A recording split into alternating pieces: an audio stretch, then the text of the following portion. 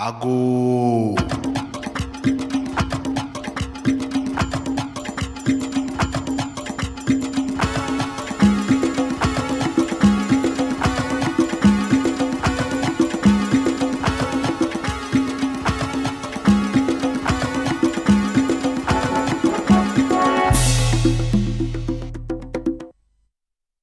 Hello, good morning, and welcome. Today is Thursday, the 26th day of March 2026, and you're watching Breakfast Daily here on Channel 1 Television. I am Nanatufo Boateng.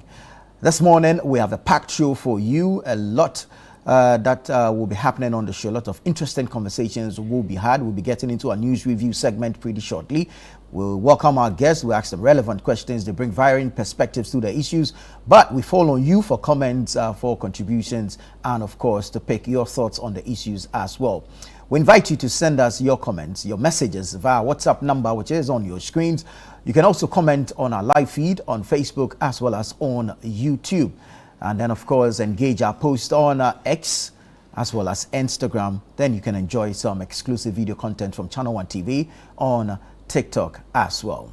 We're still in the month of March. It is our Heritage Month, where we get to celebrate our culture, observe our traditions, and of course, we do so through music, through food, through dressing, through our way of living, and we highlight some prominent people who have contributed to the development and sustainability as well as the growth of this beautiful country called Ghana. We're continuing in this, and of course we have our on-air series which will be happening this morning at 10 a.m. here on Channel 1 TV and 9 a.m. on 97.3 City FM. The on-air series highlights our history, our cultural traditions in various forms. It could be through food, it could be through music, it could be through the names behind the faces, as well as the places that bear significance to our identity as a people, our identity as a nation, our identity as Ghanaians. So tune in and stay in tune with us here on Channel 1 Television every Monday till Thursday as we bring you the on-air series at 10 a.m. and on radio 97.3 City FM at 9 a.m. So stay with us throughout the entire show. This morning, we're looking at food as business and heritage tourism. And so Apioko Seria Mashon Abe will be your host, and she will be sitting with Auntie Bella Ahu. Auntie Bella Ahu is the CEO of Traffic's Restaurant. Those of us who worked at the port, but from back in the day, you know about Traffic's Restaurant and the creatives and arts people who patronized the National Theatre, of course, back in the day. You also know about Traffic's Restaurant. So yeah, you definitely know Auntie Bella Ahu. She is the CEO of Traffic's Restaurant, and she's joining Apioko Sarah Mashon Abe this morning on the on-air series, the Heritage on-air series, and they're looking at food as business and heritage tourism. It's live on radio, 9 a.m., 97.3 City FM, and on Channel 1 Television, Channel 1 TV at 10 a.m. So please do make a date.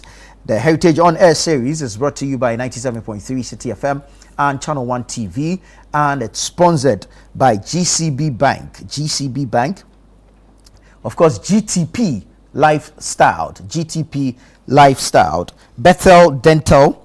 Bethel Dental is also one of our sponsors, and there is South African Airways, also a sponsor for the Heritage on Air series. So let's say thank you to GCB, let's say thank you to GTP, thank you to Bethel Dental, and thank you to South African Airways. We're grateful to these organizations for committing to be part and committing to partner us for the Heritage on Air series. All right, we're still in the month of March, like I mentioned, and as part of our Heritage Month celebrations, we're crowning it with the Back to Your Village Food Festival. Back to Your Village Food Festival is happening on the 28th and the 29th. So the only, if you like, outstanding day is tomorrow. All right, it's only tomorrow that separates you and I from eating across Ghana. It's only tomorrow that separates you and I from eating from the southern village, from eating from the Account village, and from eating from the northern village. However, tomorrow will come to pass, and we will meet on Saturday and Sunday, 28th and 29th. Just look at that, Willie. That's why soft willy, soft willy. You understand? All of these and more will be available at the Back to Your Village Food Festival, where we'll have 3 villages there, southern, the Akan, and the northern. And don't mind, because I am mentioning it in no particular order, okay? The choice is actually yours to make. Whether you start eating from the Akan village, which will cover the Middle Belt area, so the part of the eastern, through the Ashanti, through the Bono East, through the Ahafu regions, and of course, that will be the Akan village, all right? So you get your fufu, your abenkwai, your light soup, your buno, your nkatenkwai, you know, your rare kwai. I don't know if anyone is bringing Otribinin kwai, because I really want Jude Duncan to try it. Yeah, Jude, he has some phobia for certain foods. We want to break that thing. So I really want somebody to bring some rare kwai and some Otribinin kwai, so that we'll get Jude Duncan to taste it and eat it. If he likes, we'll put a straw in the soup for him to drink. But yeah, that's how all of that is happening within the Akan village. Then we can go up north to the northern village, where you have your Tubani, your TZ, your Zunkum, your Wagashi, and the likes, your Wache, just name it, all of that from the northern village. So please come prepared, okay? If you like, you should be jamming your taste buds so that your taste buds are ready, because it's very, very explorative, very, very adventurous to eat around Ghana. You need to be prepared. You understand? That will fly all the way to the south. And so from the western areas, you are eating your acheke, your fish meals, you understand, gari meals, you are eating all of that, coming towards the central region for your etel, your fante, but I don't know if someone is going to come and prepare tea the fanti way. Fante fu won tea na why them pampa. Chifu na watching a big, chicken away in a large. So maybe when you are in the southern village and you make a stop at some vendor from the central region, you get to enjoy some, you know, chichos. Chichos, what you na bode, wow, nice, come on, it's sweet. Then you can make your way, of course, make your way into still within the southern village. We enter the Greater Accra region. Charlie, as for this year, the comic kekena, you understand, it comes with all sorts of proteins. And I discovered something over the weekend, last weekend. There's this new trend where they put an egg when they are molding the kenke. And so by the time the kenke is ready, it's cooked, the egg is also cooked. So there's hard-boiled egg inside the kenke. Charlie, our people are being innovative, but I don't know whether our cultural enthusiasts will be too happy with this new trend.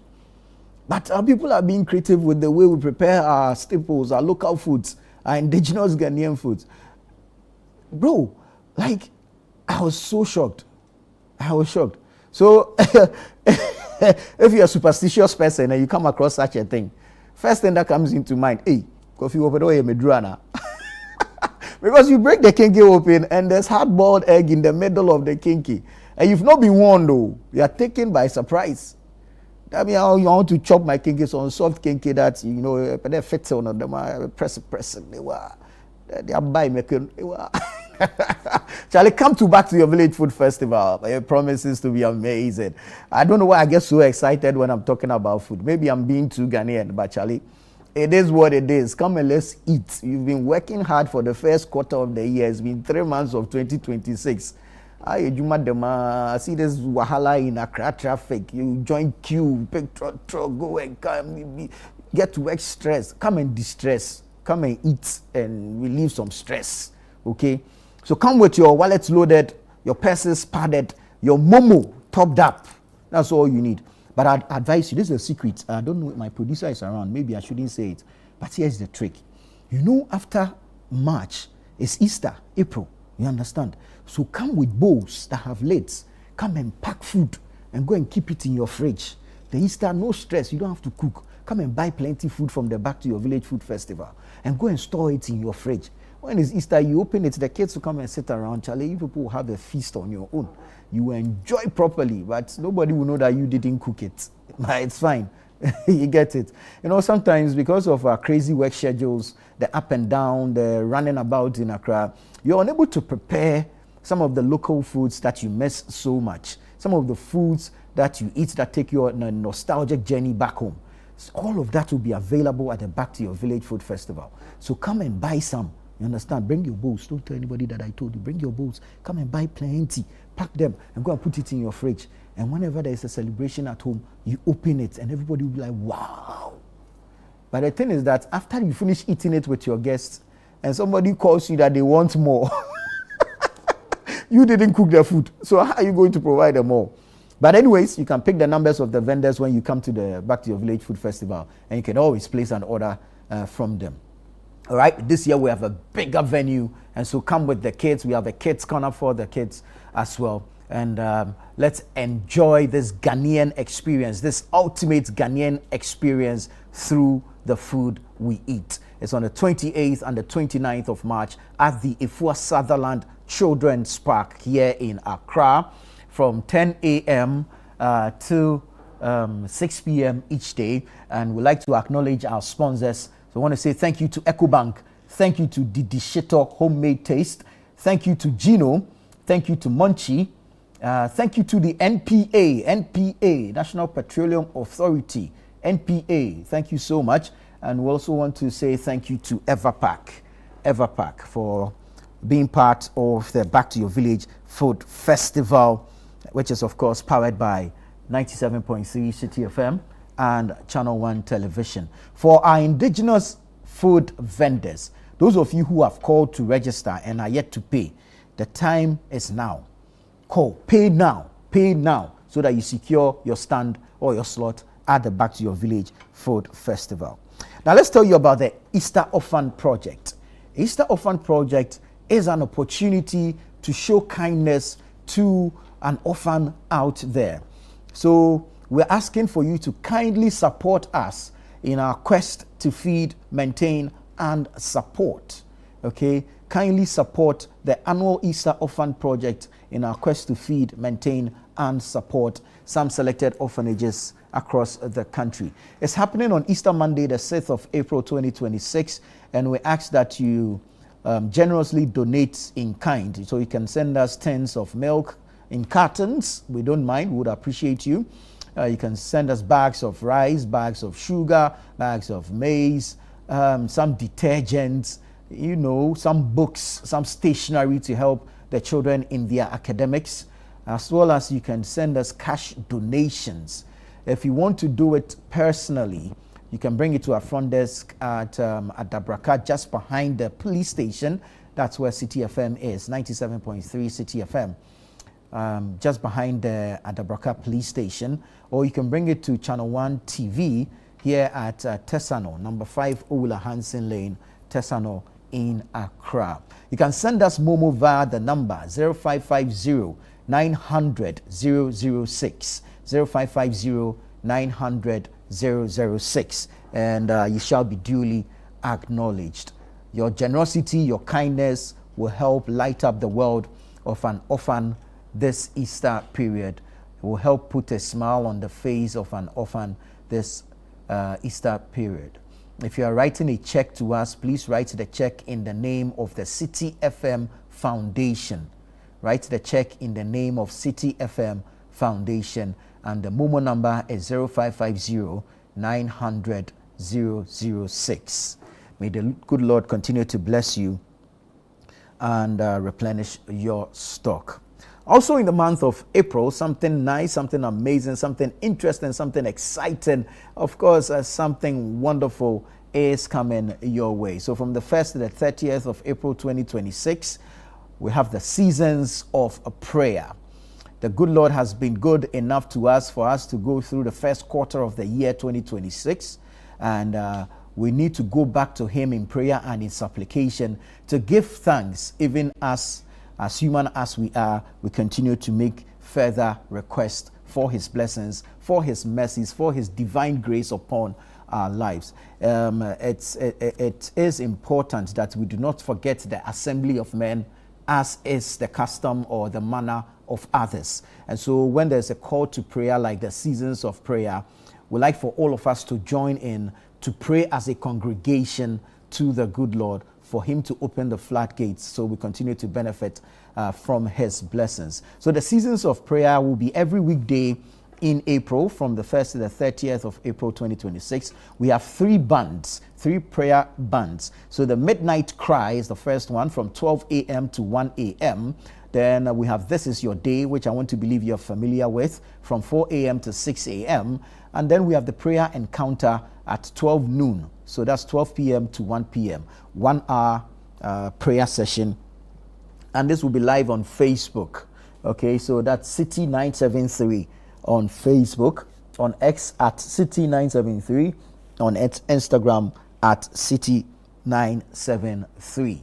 So do your best to join us for the seasons of prayer. If you want more information, call us on 0244 981 112, 0244 981 112 for more information on the seasons of prayer.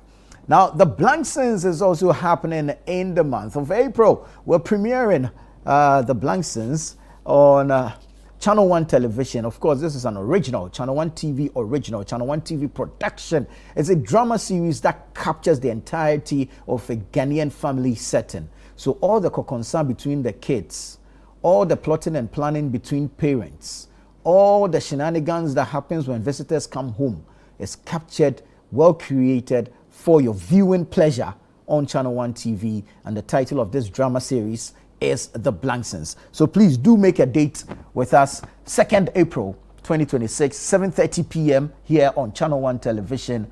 And I promise you, you won't regret this. So The Blanksons is premiering here on Channel 1 TV. And it's on 2nd April at 7:30 p.m. 7:30 p.m. And then you'd want to join us for The Blanksons. All right, so we look forward to it, and we hope that you will enjoy it even as much as we have committed to bring you nothing but the best on Channel 1 TV. Now, we're still pushing the Eat Ghana, Build Ghana campaign. So let's all eat Ghana rice and let's build Mother Ghana. We're asking that you eat fresh, you eat Ghana, and you build the future. It is fresh from our farms to your plate. The Eat Ghana, Build Ghana initiative or campaign is powered by City 97.3 FM and Channel 1 TV, and it's in partnership with Agri Impact, the MasterCard Foundation, and the 24-hour economy and accelerated export development. So thank you to these organizations, Agri Impact Limited, the MasterCard Foundation, and the 24-hour economy and accelerated export development. Thank you for helping us push the Eat Ghana, Build Ghana. Eat Ghana rice. Let's eat Ghana rice and let your meal make a difference. Choose Ghana first. Now quickly go onto the Google Play Store and download the Channel 1 News Online app. You get access to the news. It's relevant, it's accurate, it's timely, it's updated on the go, on the regular. You literally have the news in your palm if you download the Channel 1 News Online app from the Google Play Store, install onto your phone, your laptop, your tablet, or your iPad, and you have access to the news on the go.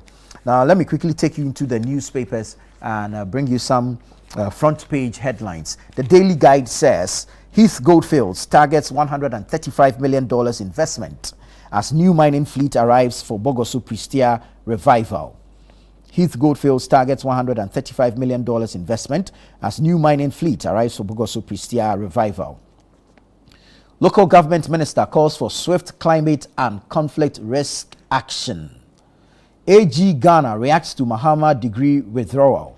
AG here will be the Assemblies of God Church Ghana reacts to Mahama degree withdrawal. Parliament passes value for money office bill. Parliament passes value for money office bill, and 77 nabbed in Tamale and Savelugu drag crackdown. So that's the Daily Guide newspaper. Let's go to the Chronicle. The Chronicle says, Galamsey is Ghana's enemy. We are fighting the canker. This according to NIMOS. That's the National Anti-Illegal Mining Operations Secretariat. They held an editors forum yesterday, and these are some of the stories coming from there. MIF records 5.3 billion cedis in mineral royalties in 2025, up from 4.91 billion cedis in 2024. West Africa must act swiftly on climate change and conflict risk. That's Ahmed Ibrahim Minister for Local Government, Chieftaincy and Religious Affairs. And then you have Royal Bretio family debunks the Nchirahima's purported bestowment of Ninawusu Hene. Okay. Our scripture for today is from the book of Luke, the chapter number 10, the verse numbered 19. Behold, I have given you authority to tread on serpents and scorpions and over all the power of the enemy, and nothing shall hurt you. Behold, I have given you authority to tread on serpents and scorpions and over all the power of the enemy, and nothing shall hurt you. Luke 10:19. May the Lord add his blessings to the reading of his words. This comes across to me as some motivation for Naimos in their Galamsey fight. All right, let's go to the daily graphic. Daily graphic. Africa wins historic vote on slavery. Ghana spearheads resolution at UN. Trafficking declared gravest crime. So yesterday we know that the UN passed that resolution, voted in favor of that resolution, spearheaded by His Excellency the President of Ghana, John Dramani Mahama. And it's good news.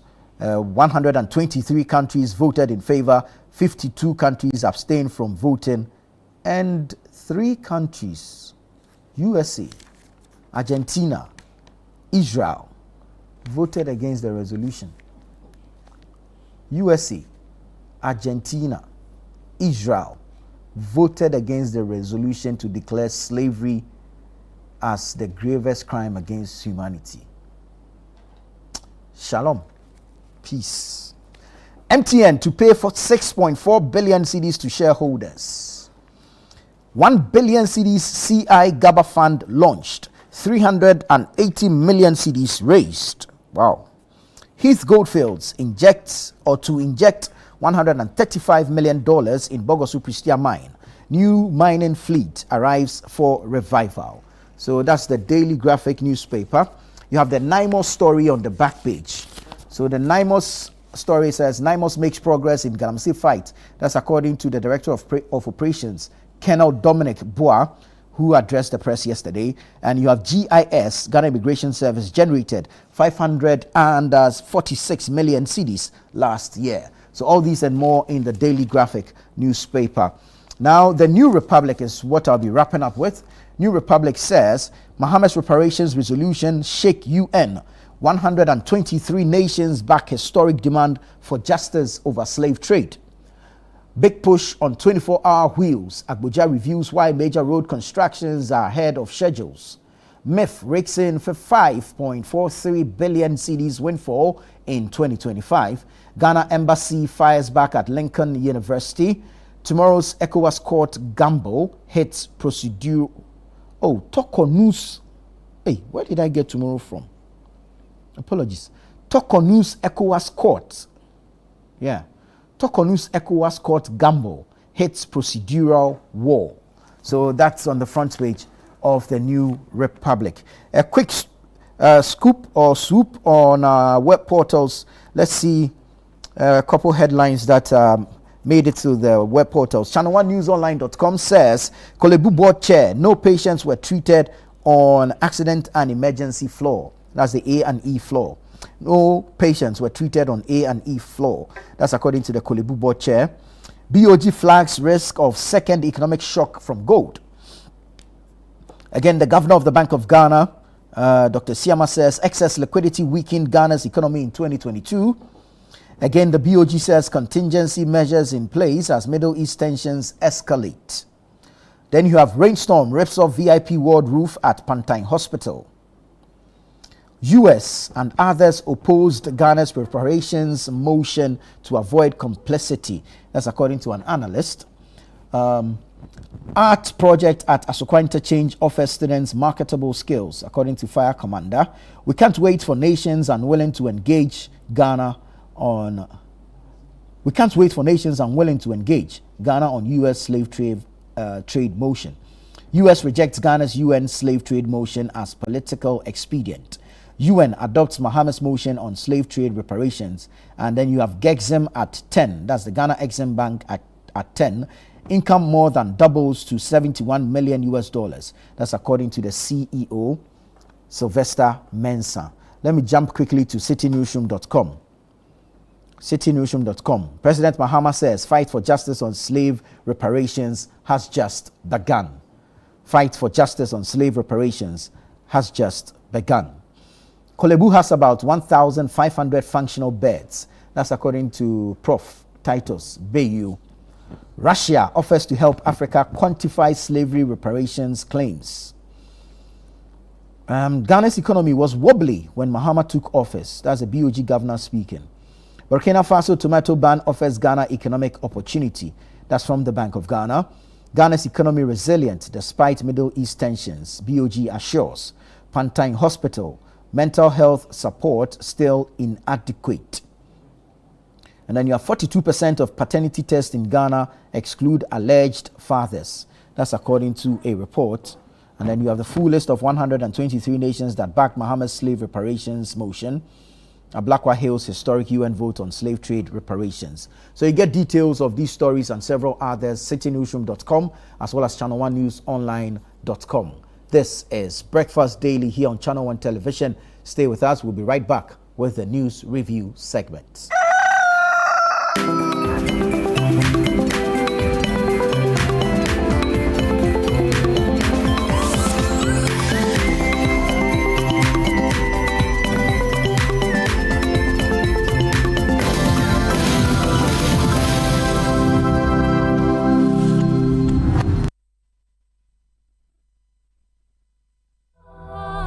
This Easter, as homes fill with laughter, shared meals, and love, pause for a moment and remember a child who has no one to celebrate with. Across Ghana, children in selected orphanages are hoping for care, hoping for comfort, hoping for kindness. You can be the reason a child smiles this Easter. Support the Easter Orphan Project 2026. Your donation in cash or in kind will provide warm meals, clothing, school supplies, and essential care for their well-being. Send your mobile money donation to 0550-900-006 or write a check in the name of the City FM Foundation. You may also bring your donation to Channel 1 TV in Tesano, Accra, Ghana. You can donate milk, sugar, rice, toys, books, or detergent. For more information, visit www.citynewsroom.com or call 0550-900-006 or 0302-226-013. The Easter Orphan Project comes off on Monday, 6 April 2026 and is powered by 97.3 City FM with support from Channel 1 TV. This Easter, let your kindness light up a child's life.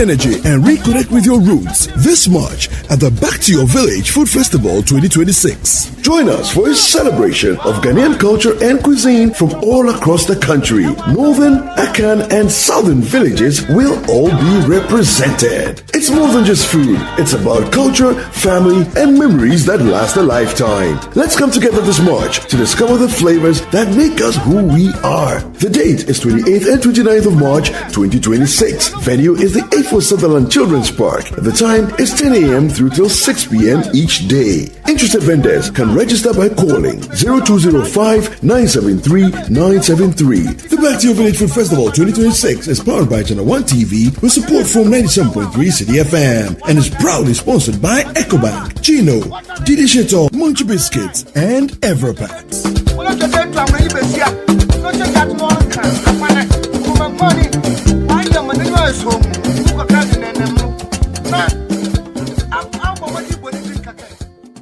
Bestie? Yeah! Hey, Fifi!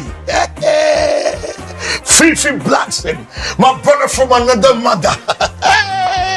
You're looking good, man. Oh, come on. You're looking good. Hey! And well fed. You know what? Put this in the guest room for me, okay? And make my bed comfortable. And please, make sure to get UK in my room. Bestie, meet my lovely family. We can do that whilst I'm seated and eating.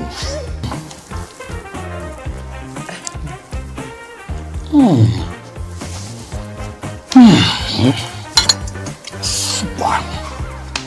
Amazing. It is good and better, more than the food we have here in the UK. Well, thank you very much for the compliment, Uncle Bestie. In fact, I wouldn't mind packaging some for you on your way out. That's so kind of you, huh? Okay. I don't worry, sir. Why don't you rather cook some for me on the day I'll be leaving? The Blankstons premieres on Thursday, April 2nd, 2026 at 7:30 p.m. on Channel 1 TV. The vibe is too much.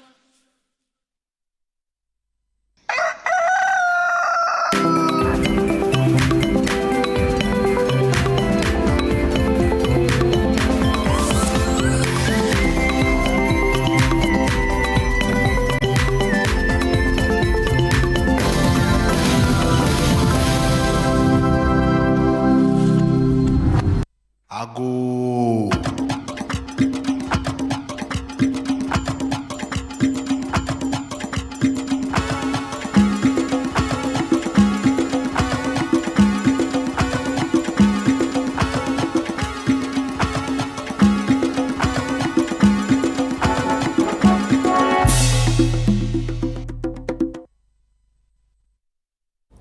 Hello there. Thank you so much for joining us. This is Breakfast Daily on Channel 1 TV. It's time for the news review segment where we get to have interesting conversations on some of the topical issues dominating the media space. We invite you to join us with your thoughts, your comments and contributions. Text us. Let us hear what you have to say, what your thoughts are on the various issues or subjects that will be discussed on the show.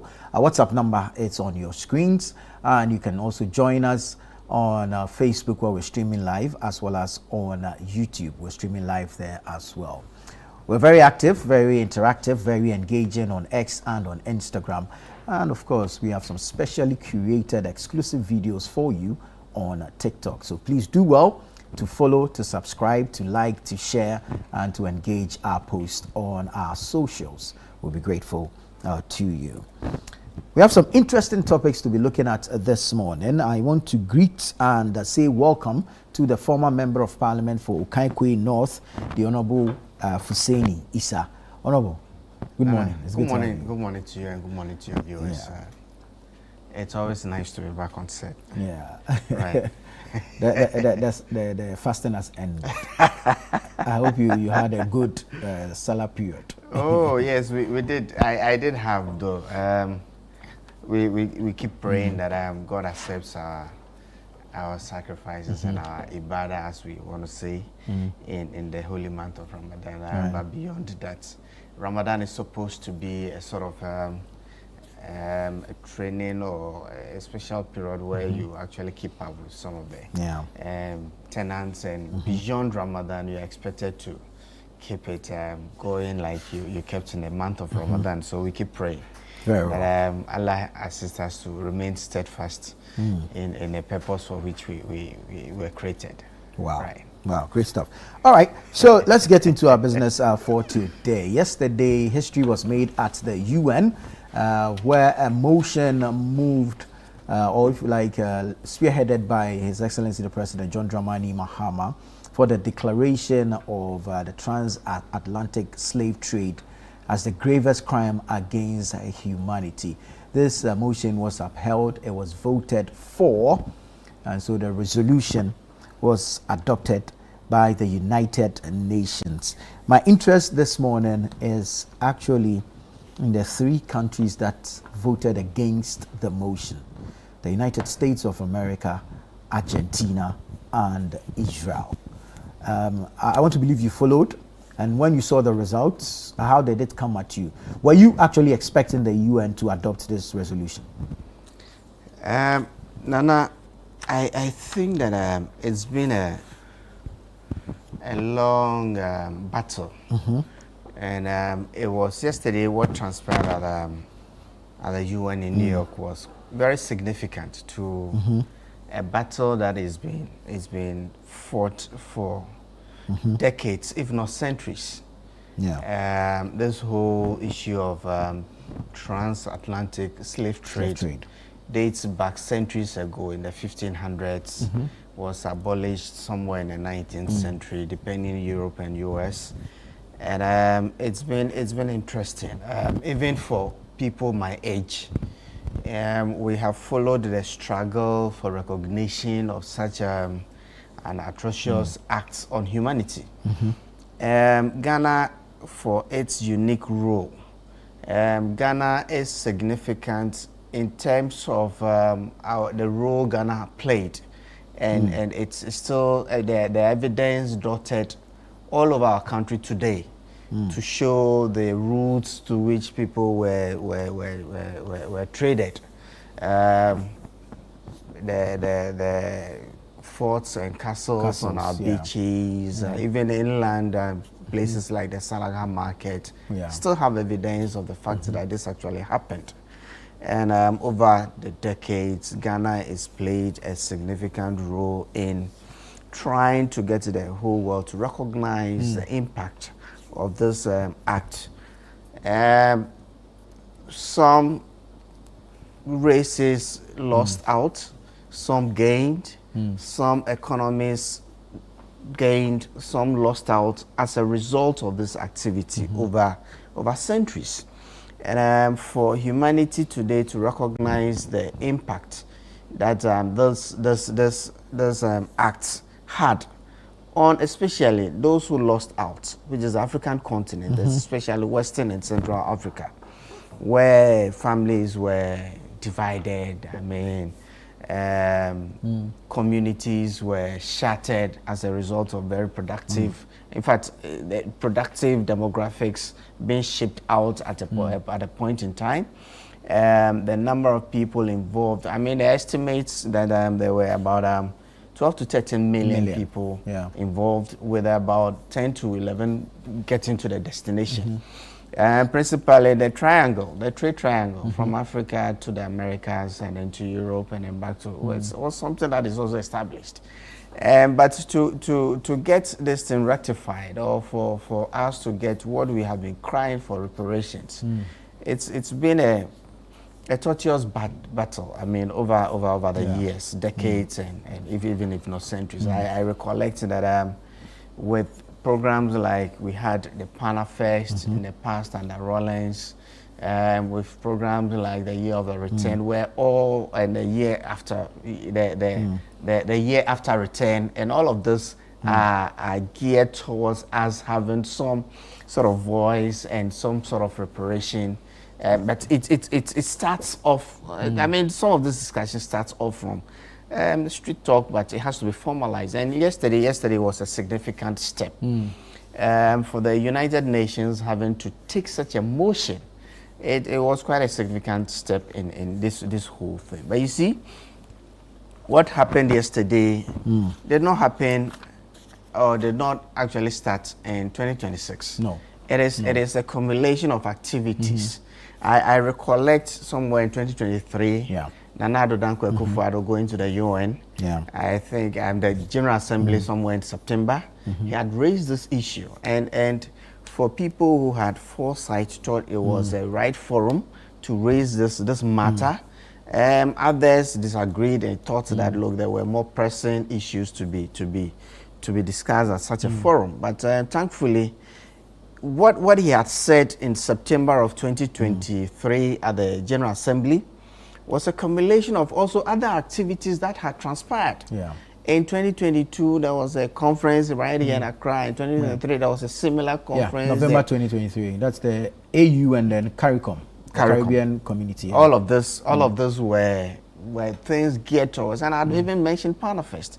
Whenever we had our brothers and sisters from the diaspora visit, and I mean, we've had some very emotional people, including the former president of the U.S., Barack Obama, come to Cape Coast, follow the steps and all of that. It's been in the 90s, we had Isaac Hayes, and I mean, they were here for Pan Affairs and all of that. But I thought that all was geared towards us having some sort of reparation paid for the atrocities that happened to us. And yesterday's event was quite significant, because for us to make any major strides in this whole battle, I mean, it first had to do with the world recognizing that this actually happened, and that when it happened, some races lost out and some gained. It was a very significant step. After that, then we could talk about trying to cure or repair whatever damage those who lost out had. So yesterday was very significant. And if you look at the vote, I think that it was something to be expected. 153 in favor. 123 in favor. 123. Yeah. 53 against. 53 3 against. And if you look at the countries that voted against, you had Argentina, you had the United States, and Israel. Israel itself has a very complicated history when it comes to things like, because this could be equated to the Holocaust, which Israel itself has been on a similar route, fighting for recognition of the Holocaust and seeking reparation and all of that from the experiences of the world wars and all of that.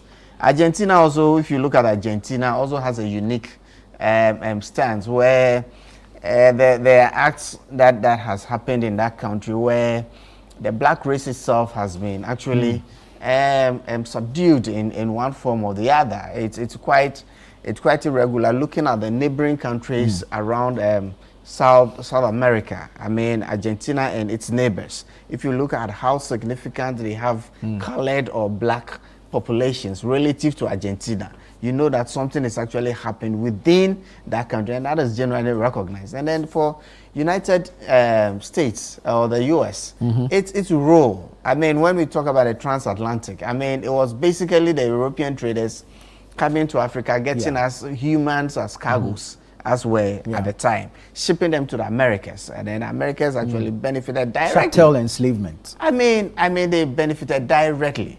And for US to recognize this and accept that it actually happened means that it has some implications on the US economy. And if reparations were today going to be settled, I am sure the US itself will be one of the countries that will have to actually come out with a quite significant something to and looking at even the Europeans who abstained, their role in there, I mean, it's quite evident that the European traders were actually those who actually triggered this, right from the British, the Spaniards, the Portuguese, and all of that. So they are all implicated in one way or the other. And so they abstaining is also not very surprising. Those who actually voted against the motion is also not surprising. But it's significant to know that every African country voted for the motion. And it's also significant to know the countries that actually supported this motion at the UN. And the Pakistanis and all of that supporting this significant motion, and I think that it's a victory for humanity as a whole. It's a victory for the black race. It's a victory for Africans, especially Central and Western Africa, who actually lost out. And our ancestors today will be celebrating. I mean, this whole thing, when you delve into it, there's always two sides to a coin. I mean, there were also some people from our part who actually assisted this whole thing, either from ignorance or for greed and all of that. But I mean, this is our history. This is where we are.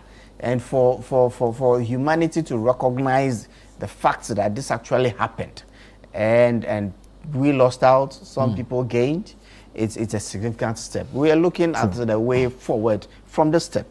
This is going to impact on how in fact, the wording of this motion is going to impact on how academia has viewed this, how the discussion on reparation going forward is going to be viewed, and the fact that Ghana actually led this process to this extent also makes Ghana the champion, I mean, a champion in this whole reparation fight, as Nana Addo Dankwa Akufo-Addo had commenced in his tenure as president, as the AU has adopted as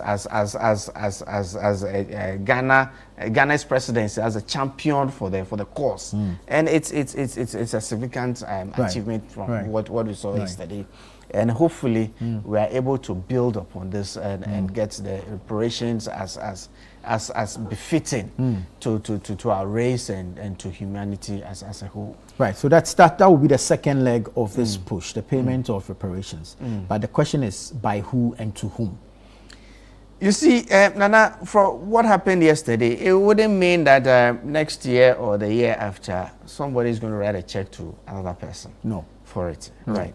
But you see, one significant thing is that the recognition of the fact that it happened. And if it happened, how did it happen? Who lost out? Who gained from it? Who actually perpetrated it? Those are critical issues along the for lack of along the value chain, if that fits in. If we can use value chain for such a grievous crime. If we can use it, right? Because it's very evident that the European traders took advantage of the happenings of the time. Yeah. They came to our shores, got the in quote the merchandise as they treated human beings at the time. Yeah. Merchandise. I mean, they bought it and where it went to and the contribution of those people. Because if at the point the very productive age group in our demographic, young people, males, females, healthy people. I mean, all this was assessed. Like just like, excuse me to say, you go to the maybe Turaku to buy a cow. Yeah. I mean, you want the healthy one, you want the big one. And so the best of the people were actually selected out. And it meant that when you needed people for productive ventures or even to run our communities and societies at the time, we lost out. So it's very obvious that from where those people were extracted or taken away from, we lost out. And their destination, look, it is not for nothing that, look, when you go to, let's say, the United Kingdom today, UK, you go to London today, there are underground train lines. And it's still a marvel to some of us that some of those lines are as old as 150 years. And how they managed to put in such infrastructure, maybe 150, 2 centuries ago, will marvel you, because at the time we didn't have cranes and the lives to be able to make this very difficult task quite light. It was all human labor. Yes.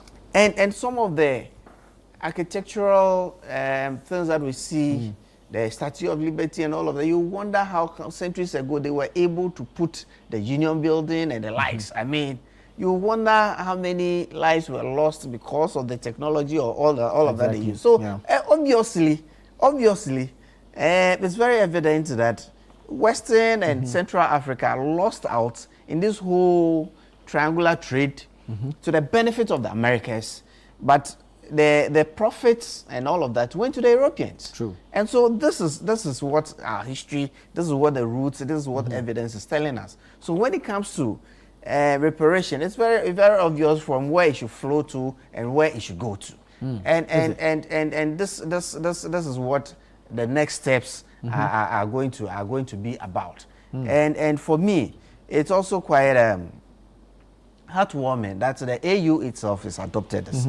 And for the AU to have adopted this, and if you look at the theme of the AU in 2025 and all of that, I think that it's a significant stride. And the evidence is there. The movement, who lost out, who gained, and all of that, it's very evident. And it shouldn't be a problem to determine who writes a check or who actually has to pay reparation and to who should the benefits go. And how much? how much, you see. You cannot quantify human life. You see, of course, we cannot quantify human life, especially in an era that all of this was quite difficult. But I've made direct references to very significant infrastructural projects in Europe, significant in Americas, and we didn't have it here. It's not because at the time our forefathers didn't have that creativity or ingenuity or to develop such technologies. Perhaps they didn't have the capital or the human capital resource to do it, because the most productive of the population was taken away. Rather than them staying to help build our communities, they were taken away. And it means that laws could be quantified today, because if you look at, let's say, the Jubilee line is one of the latest ones, but if you look at like the Central Line and all of that in the underground in the UK, you could put some figures to it, and when it comes to financial modeling and all of that, I think that there should be a way. And thankfully, you see, when the conferences that happened in Accra in 2022 and 2023, there were committees of experts put together, and I am sure that there are people that who have the expertise to be able to quantify some of these things and be able to put some figures to it, or some benefits that we should gain as a result of this atrocious act. Well, we're hearing that Russia has offered to help Africa quantify the slavery reparations claims. I won't be surprised it's coming from Russia, because you see, Russia itself at the time, I don't think was too implicated in some of these things, because look, given their climate and all of that, I think that they had a lot to actually take care of themselves, and they weren't too much implicated in here. And so this is where you have interest also coming out, and it's very interesting. I mean, for a country like Israel to vote against it, given that they recognize what happened in the Holocaust, and given that what happened after 1947 to the establishment of the State of Israel, and all of that, given that the Jews within Europe, I mean, it's kind of interesting that Israel will vote against this motion at the UN. But the role of Russia is also kind of interesting, and I'm sure in the years ahead, some of this is the Israel one is even more interesting if you put it biblically. Israel that went under how many years of slavery in Egypt? In Egypt, all of that, and I mean, if that is if you want to equate the biblical Israel to today's present day Israel, that's if we want to equate it. And as to whether they are same Israel, it's also something out there for us. But there's a moral question to be asked. We're pushing this. I mean, there was the logical argument, there was the ideological argument, there was the legal argument in getting this motion adopted. And then, of course, we want to look at the moral one. It's a push by Africa. But has Africa apologized for its role in the transatlantic slave trade? A country like Benin has publicly, openly apologized. Ghana led this motion. Have we done the same? You see, there's always a push and a pull factors in some of those things, right? And sometimes it's also very difficult to delineate the two. There's a pull factor where the Europeans came looking for this, and because it was what they were looking for, they had people to assist them. The trade actually boomed when there were African ethnic wars. Certainly. So some ethnic tribes or communities, I mean, took advantage of the situation, exchanged human lives for weapons. Could we also say that because there was a ready market for some of these things, it actually gingered or fueled the conflict within the tribes, so they could get some benefit as a result of this wars. All of this could be, but it's a very difficult thing.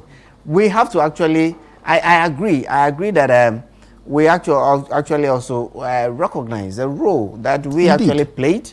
The chiefs at the time were, I mean, the traders at the time, I mean, we have to actually recognize the role that we played, and whatever we also have to do, we have to do. There's always two sides to a coin. We cannot totally put the blame on the pull factors. The push factors is also something that we should. And like you said, if Benin has been able to do it, what actually prevents us Ghana from doing it? Because look, if you go to Osu Castle today, and look at how magnificent and the building itself, you ask yourself, centuries ago, how did we manage to put that together? Yeah.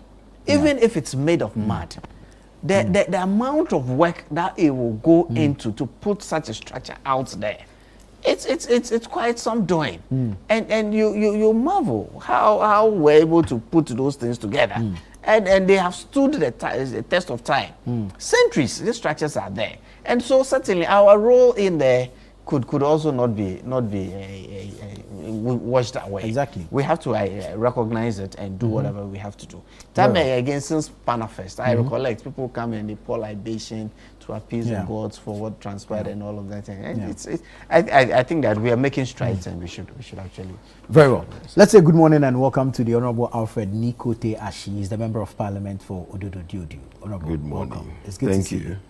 Good to see you too. Good morning, big man. Very well. We're having a conversation on the historic, significant victory for Africa yesterday at the UN, where a vote was taken on slavery and a resolution was adopted, which recognizes the transatlantic slave trade as the gravest crime against humanity. And we're looking at the issues from the angles of the countries that voted against. Then we're looking at the second leg of the push for reparations, and then also the moral argument of we accepting, recognizing our role in the slave trade itself and apologizing for sin. So your thoughts first on the votes, the adoption of the resolution, and then we'll move into the push for reparations. Thank you, and good morning to your viewers. Good morning to my good people of Ododo Diodio. I must agree that it is the major victory of the century. You know, we have always clamored over this issue of slave trade and the fact that we were treated inhumanely, and the rest of the world ought to come to accept the fact that they, maltreated us, they malhandled us, they treated some blacks as animals and all of that. I think that this is the time the world, has come to the realization of it. Some already knew, but were playing ostriches. All we needed was someone to stick his neck out to champion this cause and take over from where Kwame Nkrumah left off and ensure that the right things are actually done. So yesterday for me is victory, and it emphasizes the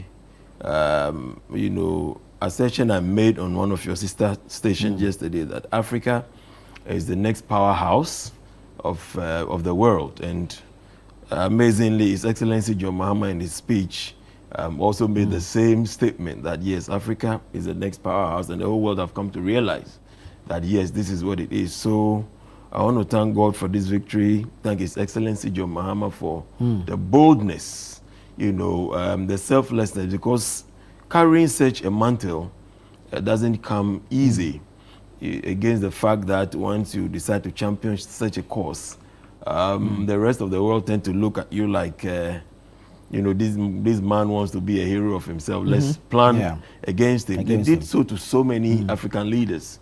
And my painful, part of all that journey in history was the fact that recently we sat back as Africans and we allowed the Europeans and so on to destroy Gaddafi and his country, and Africans sat back.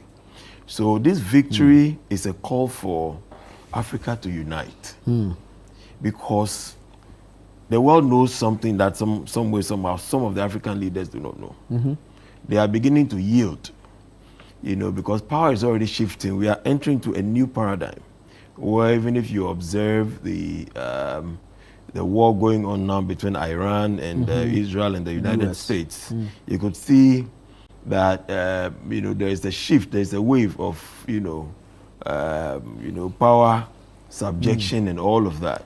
So Africans ought to realize this ASAP and unite.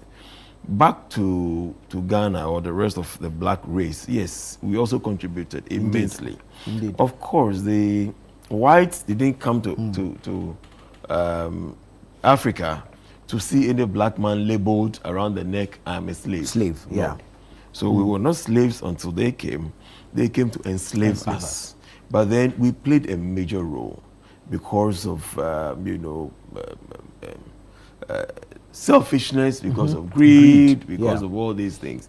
People thought of what they could personally get as against, the unity, the cultural, heritage we all observed. And so, sold people, smoked people out, betrayed their own friends and family members and so on just to get them.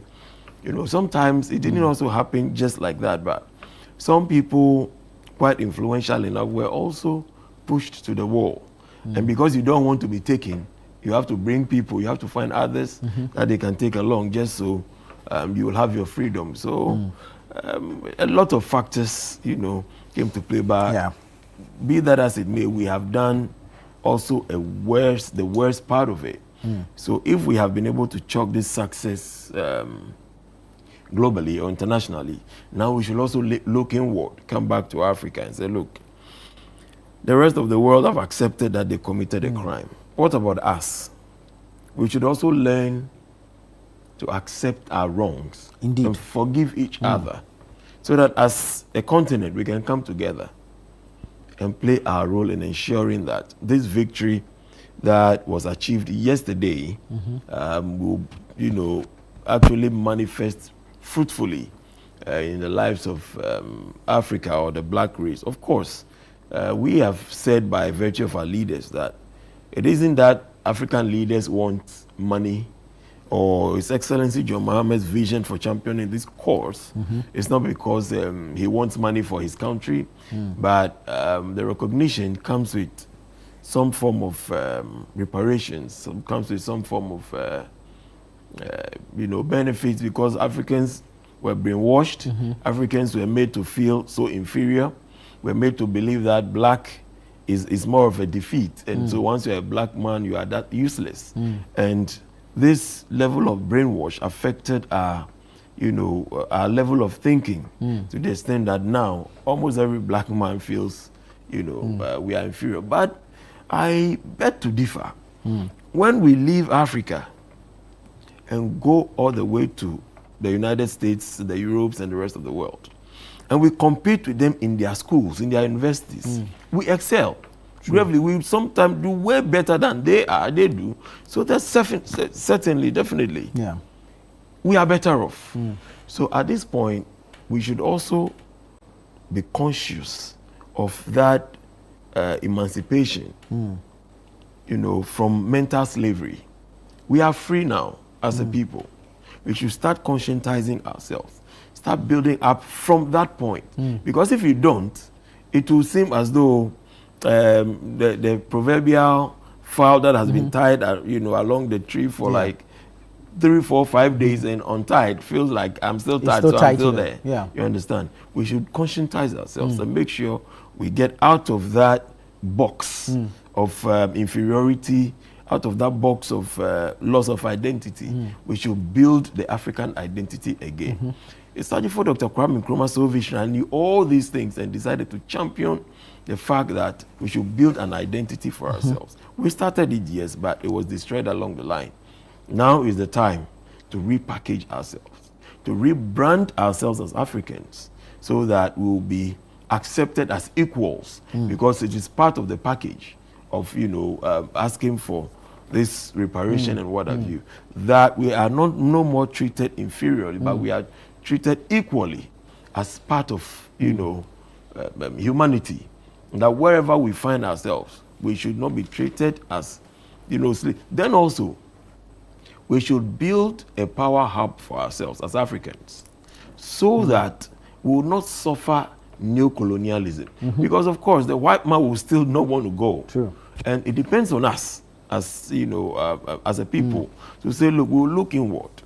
We'll network Africa in terms of trade and so on and so forth, just so we can build our economy. We have oil, we have all the minerals, we have everything in Africa. The white man's fear is that Africa will unite. They have seen it now. Now they somehow want to play along, but they are being strategic. We have to be more strategic and be more upfront in this fight for Africa to unite. At this point, our leaders should be prepared to die a little. Yes. I mean, Gaddafi did it. All he wanted was to unite Africa economically, just so that he was going to vote some amount of money that Africans were going to use, you know, to take care of ourselves without looking at the Bretton Woods. And then we start back and watch that happen. Never should we as Africans. What is the use of the African Union? If we can sit back and allow the world to pummel one of our own to pulp, what is the fear? Of sanctions? What is the fear? Of what? Loss of aid and all kinds of things. We have a lot more in our country. So we have over the years failed to achieve self-sufficiency. We always go cap in hand begging. So because we are lazy enough to want to look within and build from where we are or what we have. Has Burkina Faso not done it? Didn't they close their doors? See where they are now. Ghana, we are also trying. Let the rest of Africa look inward and say, look, we will do so. Over the years, China and several other countries, Cuba and so on and so forth, when the United States and the rest of the world closed their doors, against them, did they not build from within? We should look away with all this aid. We should stop being lazy and build what we have. We have the men, we have the resources. All we need is the will to say, look, we are going to do it regardless of whatever sanctions you put on us. If you don't want us to come to Europe or the Americas, if you don't want us to, come to you for whatever you give us, we can decide to build from, because after all, whatever we build, they come to take all of them away. True. In the name of our raw materials, in the name of our human resource, everything they still take away. True. When we keep all these things here and decide to build from within, we will get somewhere. And for me, that is my take. That is the next line of action. Coming to realize that we played a role, we ask forgiveness from ourselves, come together as Africans. And our leaders should not be cowards. His Excellency John Mahama has proven that he's not a coward. Burkina Faso's president has proven he's not a coward. Others should also fall in line. Let us unite. And trust me, they're already aware. Don't you find it interesting that centuries ago we were forcefully taken away to do, if you like, the monkey work elsewhere? Fast forward, we are going willingly to do that work. Yes, like I told you, they will neo-colonize you. They know that paradigm is shifting. They know that people are becoming a lot more aware, in the politics and the geopolitics and so on and so forth. So they make their country now very enticing. They make theirs, look very good in terms of, availability of all kinds of work and opportunities. Thank you, opportunities, and just so that you will now be enticed to go. So I'm saying that we can do same. We can build. Kwame Nkrumah started doing all these things. And the black man was proud of himself as a black. Right. They took him away and all the leaders began to fear, licking their boots and so on and so forth. And it has retarded, Africa's growth. Let us get back to it. We have an advantage of a goodwill because of what is happening now. And at this point in time, when Africa decides to unite, it will be very shameful on any European or, the rest of the world's leaders to decide to come after us. Because now the whole world is looking at Africa. This is a very solid substrate or foundation we have built yesterday. Let us build the Africa we want on it, and no one will stop us. We have become unstoppable from yesterday. Alaj, briefly, and then. Honorable keeps harping on unity of Africa, and I'm wondering what we actually needs to, or how this unity needs to. I think that in this day and age, we rather should be looking at structures like AFTAG and all of that, taking advantage of the African population, our demographic where we are, trying to push forward. I mean, everybody is specializing in what they are better at doing. Just like, I mean, the economies have been driven today. I am not too sure whether we want to think about the unity of Africa in terms of what Nkrumah and political unity. I don't think that. But we as want for the economic unity, of we course, can push that. That's significant. Yeah. That's significant. Just like you're saying, they came here to take us away at the time. Yeah. Now we are actually going out there. It's all because of now the flow and the push factor is just economic. If we're able to fix this, somebody just sent me a text message that I should say that the president, whilst it was very good for him to go to the UN to ask for reparation for what happened 4 centuries ago, the cocoa farmer also did they need reparation. Really? The teacher who is not being paid deserves reparation. The health worker who deserves reparation, and so we should call the attention of the president to such significant reparations that needs to be fixed right in his own backyard, Ghana, and not in New York. Very well. I think that is quite a very myopic look from that person's part of the greater picture that is being portrayed now. Oh, Honorable, before you came, we had spoken about the big picture. Don't worry. So just by the way, it's not that we are not taking myopia. If there's any myopia, your credit or just John Mahama. I listened to you. Yeah. Please, just your credit. You see, every credit he spoke about was to President John Mahama. He's forgetting that this fight is being transpired and it started very long ago. And when you speak about this reparation being taken from the sidewalk to the platform and the UN, I don't think anybody exemplified that. Did in 2023. If we are taking this thing from a political point of view, I'll still repeat that yes, a lot of people started this. Over the years, you didn't see any action until His Excellency John Mahama decided to take the bull by the horn. This issue of cocoa farmers at the UN on reparations. Yes, I know. But major conferences were held in Ghana on reparations. A lot of people championed, fought for apartheid. Nelson Mandela led the front. You understand? He, in the end, achieved it. That's why people talk about Nelson Mandela. It doesn't mean he did it alone. A lot of people fought for independence. Kwame Nkrumah achieved it, and that is why Kwame Nkrumah's name is mentioned. A lot of people have fought for reparation.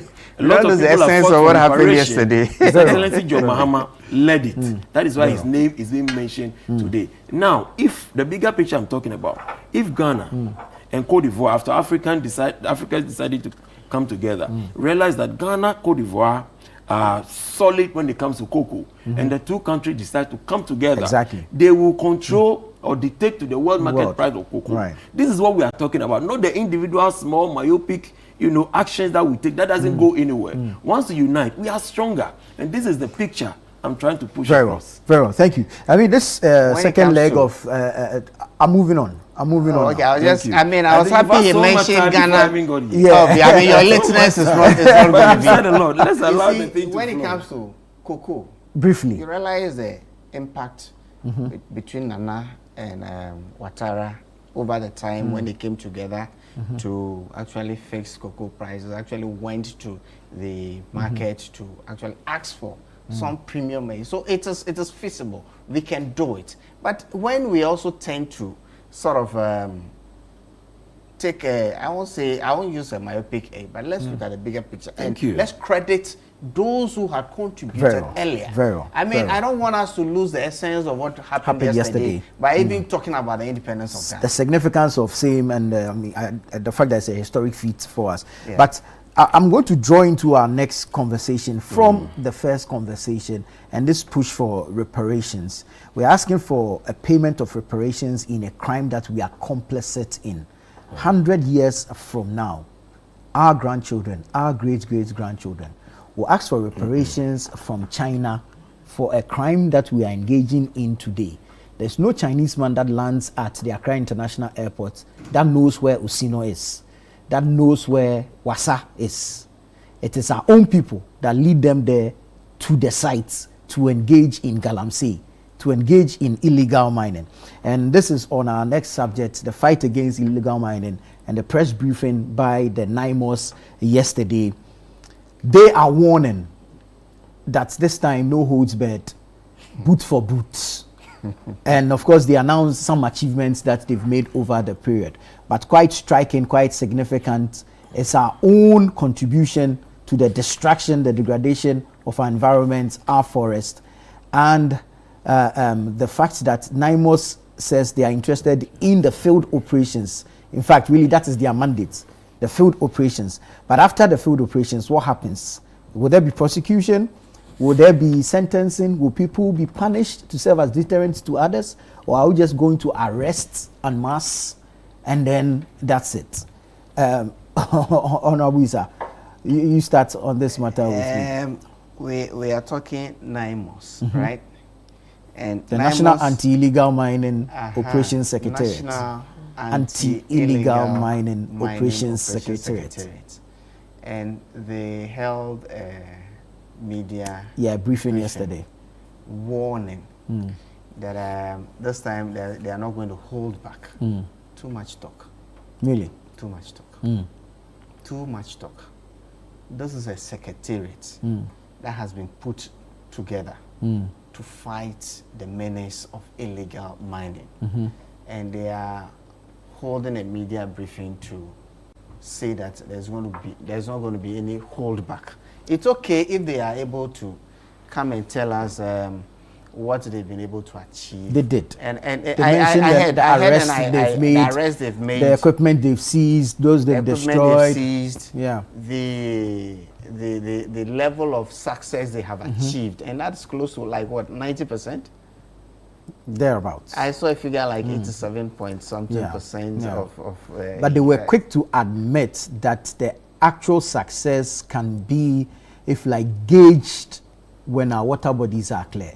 And our water bodies are not clear today. No, so not as we speak. If we want to assess them by how clean or how reformed our water bodies are, they have not achieved the level of success they want us to believe. Well, if they stop the distraction and allow the water bodies, it will take a period for the water body to become clean. But at least we'll stop the contribution to the pollution based on the work of the NIMOS. You see, Nana, I recollect last week, the president met organized labor.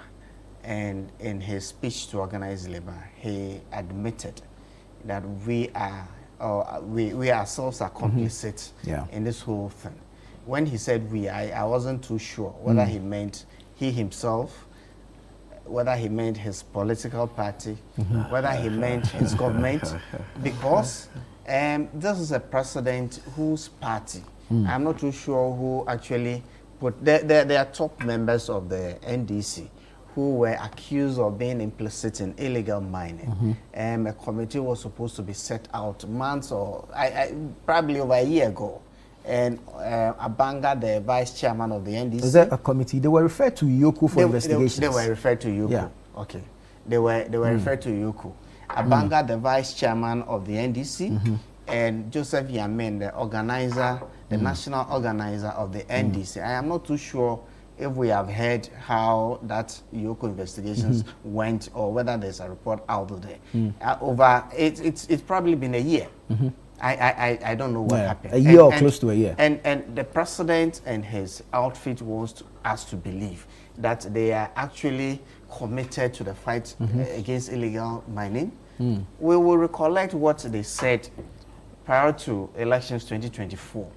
They told us that the whole fight against illegal mining could be done within days. I mean, today they could turn around and tell us that nowhere in their manifesto did they actually write that. But we have significant members. The president himself had said on several occasions, we have significant people like the current Minister of Education, the current Minister for Lands and Forestry, the Communication Minister, the Minister for Foreign Affairs, and videos abound on what they thought they could do or what they intended to do if they won power. once again, it's very obvious that they lied their way into power, and they are unable to sustain all that they said was in opposition.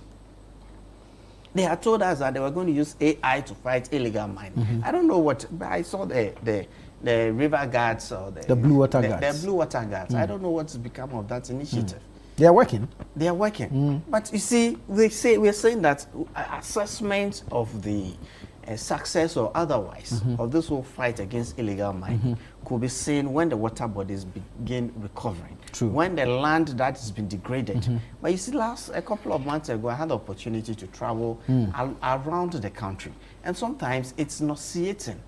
It's nauseating. I was a hotel I slept in the western region. Right behind the fence, somebody was digging.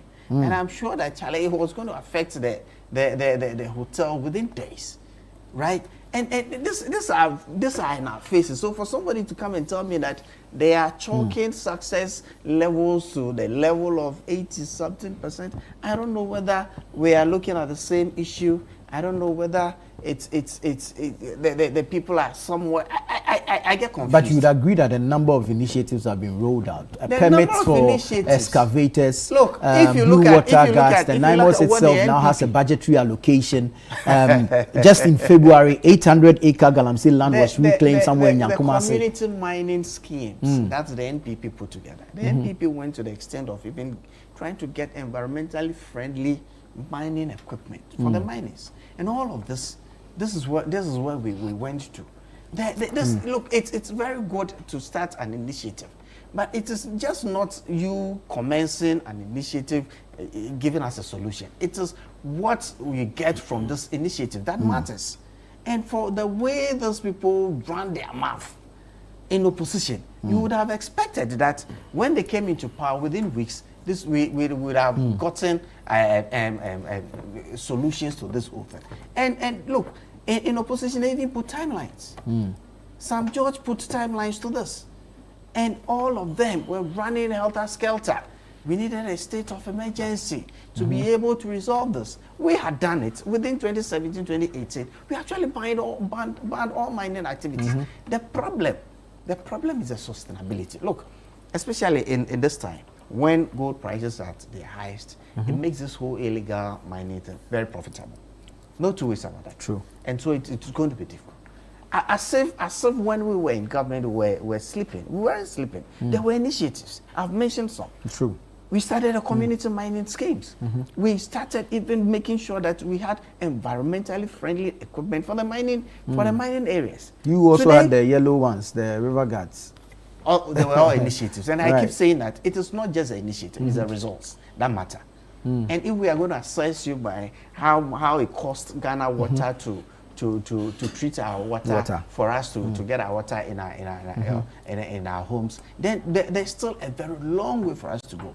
But for these people, when I say this, I mean the NDC, the president and his party and his government, for what they had told us in opposition, they cannot turn around and come and tell us that they are talking successes when we are not seeing the successes in the water bodies. But is it not work in progress? Is it not what? Work in progress. Work in progress. They have put timelines to it. I recollect some judge in opposition. In opposition. On hindsight, now they are in power. The measures they thought would work, if like expeditiously, will take time. Are you telling us that in opposition they were speaking in a vacuum? But we didn't know what they were talking about. But do you believe in the benefit of hindsight? Do I believe in the benefit of the hindsight? How? I will. When I make statements, I want to be factual. Yeah. The NDC, when they were speaking in opposition, they weren't a party who had not been in government before. They had been in government earlier.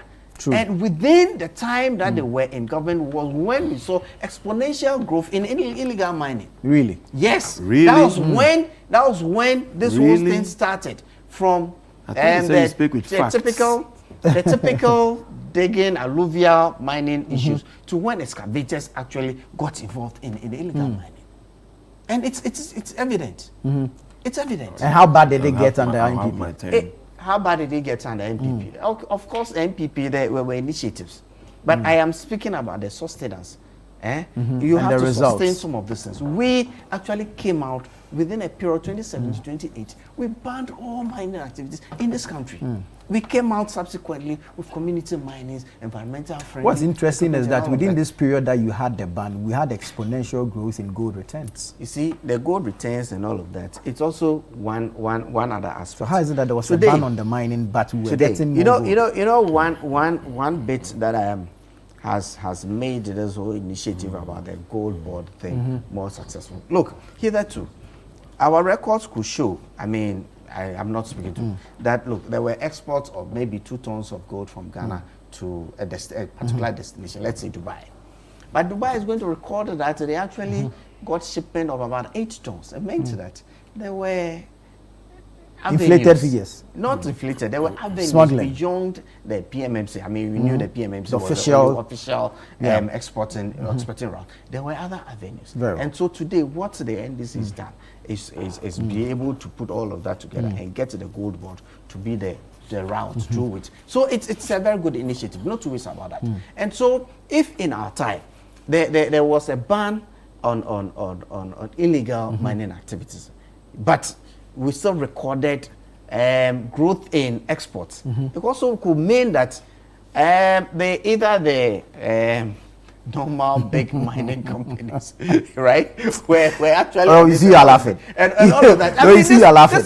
I'm saying that. Look, we are in times when gold prices are at an all-time high. Although in the last couple of so it makes the illegal mining business attractive. And it's a difficult thing. When we were in government, we never said it was easy. We never said it was something that we could do in 2-3 days. They said it. They said it was easy. They said we could use AI to do it. But you see, even as we speak, I am going to check the data. But look, in the last couple of months, the number of excavators that are coming, they could say legally, they have brought in over 1,000 excavators within the last couple of months.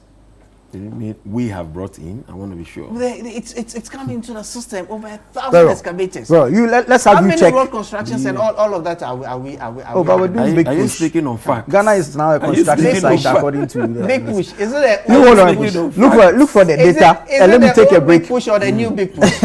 Look for there's a distinction between the old big push and the new big push. No, there's no old big push. There are old projects that have been adopted under the big push. So there's an old big push. There's old projects. And there's a new big push. No. Thank you. You look for the data for me.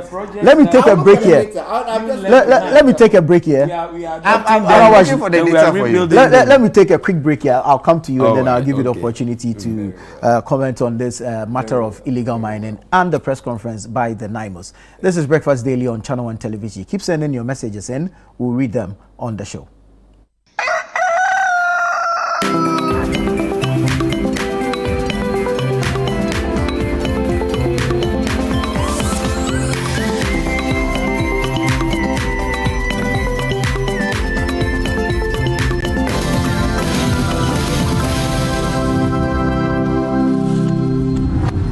Are you planning to relocate from your company office or house, whether across cities to another town or halfway around the country? You want a moving company you can depend on to get you there? Let me introduce you to Logistics Movers. We are here to help you every step of the way, from planning the move to unpacking the last box and settling into your office or home. We have the expertise, experience, and market understanding and offer fast, reliable, and professional transportation services in Ghana. Our main thrust is to successfully move your business, household items safely, on time, and hassle-free. You can call us on 0246 833 539 or 0244 342 465. You can also send us an email to info@logisticsmovers.com or check our website www.logisticsmovers.com. Why expose your company or household items to theft or damages when you are relocating if it's avoidable? Logistics Movers, we help you relocate. Watching DSTV means getting the TV you love, but staying connected means getting something extra. Stunning. Extra matches, extra dramas, the best local and the world's biggest. Extra laughter, music, movies, and extra vim. I love it. Just stay connected or reconnect and get upgraded to the next higher package at no extra cost. Charlie, we got you. Keep watching. Get more with DSTV.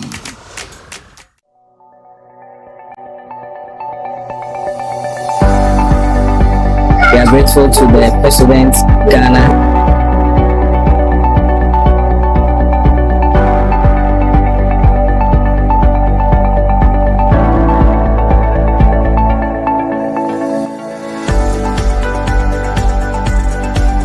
Ubechi akosuru say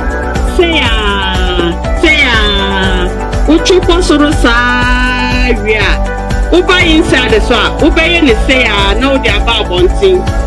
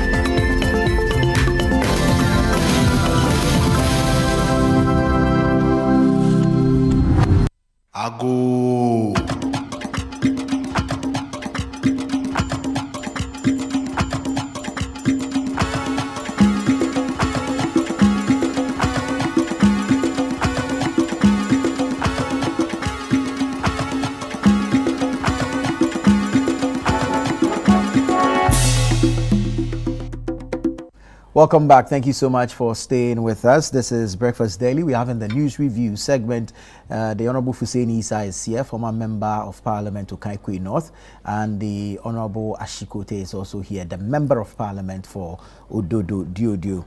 You're invited to join us with your text, your comments, and contributions. I'll take a few here, and then we'll take Honorable Ashikote's submission on the issue of illegal mining. Alhaji Hamza from Pig Farm says, "Good morning, my brother. I woke up this morning as a proud Ghanaian and a proud African. President Mahama, the president of Ghana, has made Ghana proud, and we are proud of him. He has put the name of Ghana up there. President Mahama is the president of Ghana, and he speaks the mind of Ghanaians. Kudos to him for the act of boldness." This is in reference to the passage of the resolution. This one says, "Good morning, Anatu. For Reparation is actually asking for financial compensation for generational wrongs and atrocities committed against Africans centuries ago by Western Europeans. Arabs also did the same to us. African chiefs were complicit in the crime too. Nana Addo Dankwa Akufo-Addo dealt with the issue by encouraging Africans in the diaspora to come home to Ghana, the year of return in 2019. So many have returned and started businesses here in Ghana. The West will not pay reparations. Let's forget about them. Let's do our own development. There's a need for a new paradigm shift, a progressive way of doing our own things." Good morning, Nana. This is Abdul Ganiu Mankarigu from Savannah region. So does it mean that even if a female MP isn't performing well, she shouldn't be challenged, yet a woman can contest a seat held by a man? Politics isn't about pity, it's about competition. Be prepared to compete or step aside. How can women be held accountable if people feel they have no choice once a man is available to contest? It is President Mahama and his government appointees who are destroying our land, not the Chinese. If the president truly wanted to stop it, he could do so immediately. Well, those are your thoughts. Keep sending them in. We'll do our best to read them. Let me go to the Honorable Ashikote for his perspective on the issue of illegal mining, the press conference by 9 months, the announcements made on the successes chalked, and of course, the warning to the illegal miners. Honorable. Thank you, my brother. I have heard this morning Honorable Husseini made a very outrageous statement that under the previous NDC was when Galamsey was at its peak or its highest, which is a very unfortunate statement to make, because trust me, there are records. You know, I know Honorable says he speak on, with facts, but I think he got it wrong this time, because the highest of records when it comes to Galamsey is obviously under the MPP era, which we all know, both de facto and de jure. You know, we have all come to observe the fact that they did Galamsey to the extent that, as a government, they even instituted it within their own government and within their own party. Oh, how? Such that their own party and government officials began blaming each other, accusing each other. of doing galamsey. But we've seen same even happening to the now. extent that your national organizer, your second vice, I think, there are recordings which indicate that they were doing galamsey because of party. The infamous or you understand? Like famous statement. and that is the worst of its kind. Right. That you who claim to have the people's mandate to fight it, you have institutionalized it, and then your own men are on the grounds, and they are accusing each other that this one is doing this one is doing that, to the extent that there is audio when their own people are saying that party yansi kentina to galamsey. Is it petty? Yeah. Anyways, so yes, we came to power and we told the people we're going to fight galamsey. We have done a lot in that nature. The fact that galamsey site has spread across the country and our eyes are not everywhere, and so obviously you will not see the immediate effect of or the immediate results of the fight we have put up so far. Now, his indication is that the better we have done, the success we have chalked, should reflect in the color of the water. Perfect. But what we should also know is that the decoloration or recoloration of the water has been, known to take effect between 2 to 5 years. Right. For water to reverse back. Water may reverse back within 2-3 years, but not be free from toxins. Or the mercury and all those other minerals that chemicals that affect the people. And so it will take a while to treat the water and get it back to where it is. And that is what I want him to understand. That you may not get the color change from brown to, colorless in a year. And I've always said that, say, once you kajibo, let me say this in Ghana, kajibo, ogbekoloe, ni mokombeba chien koloe. Kabi mo akemi no de chien koloe. Once you killed the animal, and someone is helping to, resurrect the animal, why are you giving that person pressure? Because you killed it. You should have stopped it in the first place. We are taking obvious steps. NIMOS have made sure that we have reclaimed about 800 acres of galamsey. Yeah. 800 acres. That is not a joke. Yankumase in the Ashanti Thank you. region. That is not a joke. To reclaim about 800 acres of galamsey site. It is a major achievement the MPP couldn't do. So at least give us a break and tell us that you can see we are doing something. At least encourage us to do more. But to say we are not doing anything or we are not doing much, it's far-fetched. Now, we didn't just limit it to the on-site activities. Go to the ports. We have made sure that we license the excavators and all the equipment that they are bringing in, just so that once we identify the machinery on site, we know who it belongs to, because we want to deal with the root cause of the matter. We are not doing window dressing, no.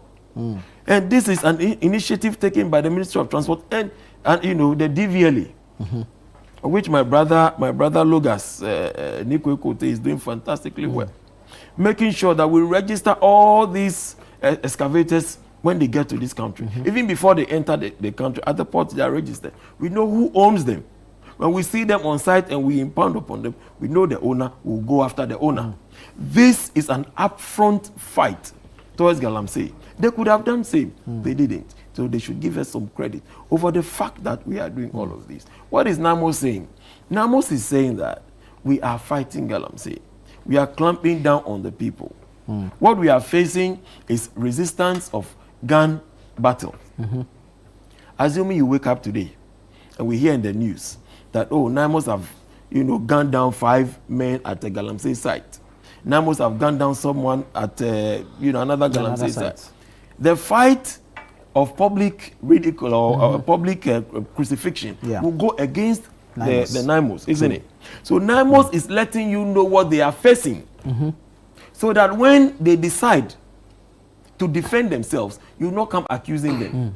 Should we have a problem with this? They are being shot at. Yeah. They want you to know, and that is the essence of the press conference. And they have an inherent right to self-defense. Yes, we are fighting Galamsey. This is how far we have gotten to. And this is what we are facing. Ghanaians, we want you to know, and what all those who are doing so, and we are not shooting back, to know that it isn't that we cannot fight back. We are working for government. And ours is to extend goodwill.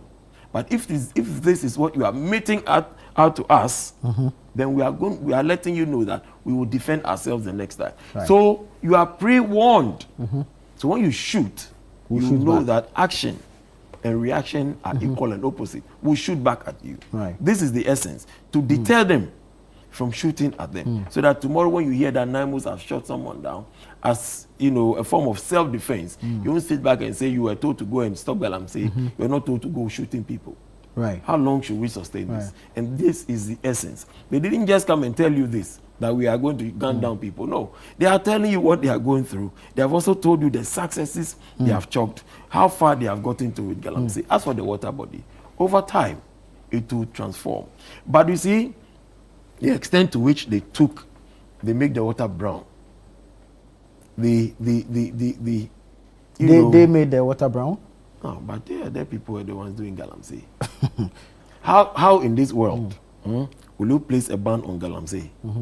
And then you will record, higher yields in gold production in that area. Not at the macro level, but at the small scale level, where there is Galamsey, your yield is increasing. Meanwhile, you say you have placed a ban on mining. So where were you getting the gold from? What they did was that once they had stopped everybody from doing Galamsey, they themselves, their party people who were accusing each other with recordings and on air and everywhere, with letters written back and forth, they were the ones behind the scenes. When they had stopped everybody, they went on the site and they were doing Galamsey. And when they couldn't succeed in the way they were going to share whatever, allegedly, they started accusing each other. And it was all over the place. And I'm speaking on fact, because there are recordings, there are letters, there are tapes, and all of to show that MPP government officials were explicitly involved. But your president has admitted that some of his own people are involved in illegal mining. And respectfully, his own people yes, he says it's everywhere. He said that our own people are part of the problem. When he said our own people, we are accusing the Chinese. We are accusing foreigners. And he's telling you that we Ghanaians are involved. So when he says our own people, he's talking about Ghanaians. Yes. Including Abanga and... He said Ghanaians are involved. Because it's not only the Chinese. He didn't say the NDC. No. He said that why do we keep accusing the Chinese and the rest of the world? And that our own people, just like we talked about, just like when he gets your turn, please. Just like he talked about this whole issue of reparation and so on and so forth. And you were here saying that, look, we should also look at ourselves. And that we blacks were also involved. He didn't say we Ghanaians alone were involved. He said we blacks. So why do we look out there blaming others? But when it came to the slave trade, we also contributed as a black race. So that is exactly what he's saying, that we should stop accusing only the Chinese and that we Ghanaians are also involved in the Galamsey. That is what he referred to, not that NDC, no way. And he has said that he will not spare any of his officials who is found culpable in this. He has said it. So anytime he gets to know that an NDC member, from a government official to whoever is involved, he will make sure that he has already given that fiat. Deal with that person. And you know him.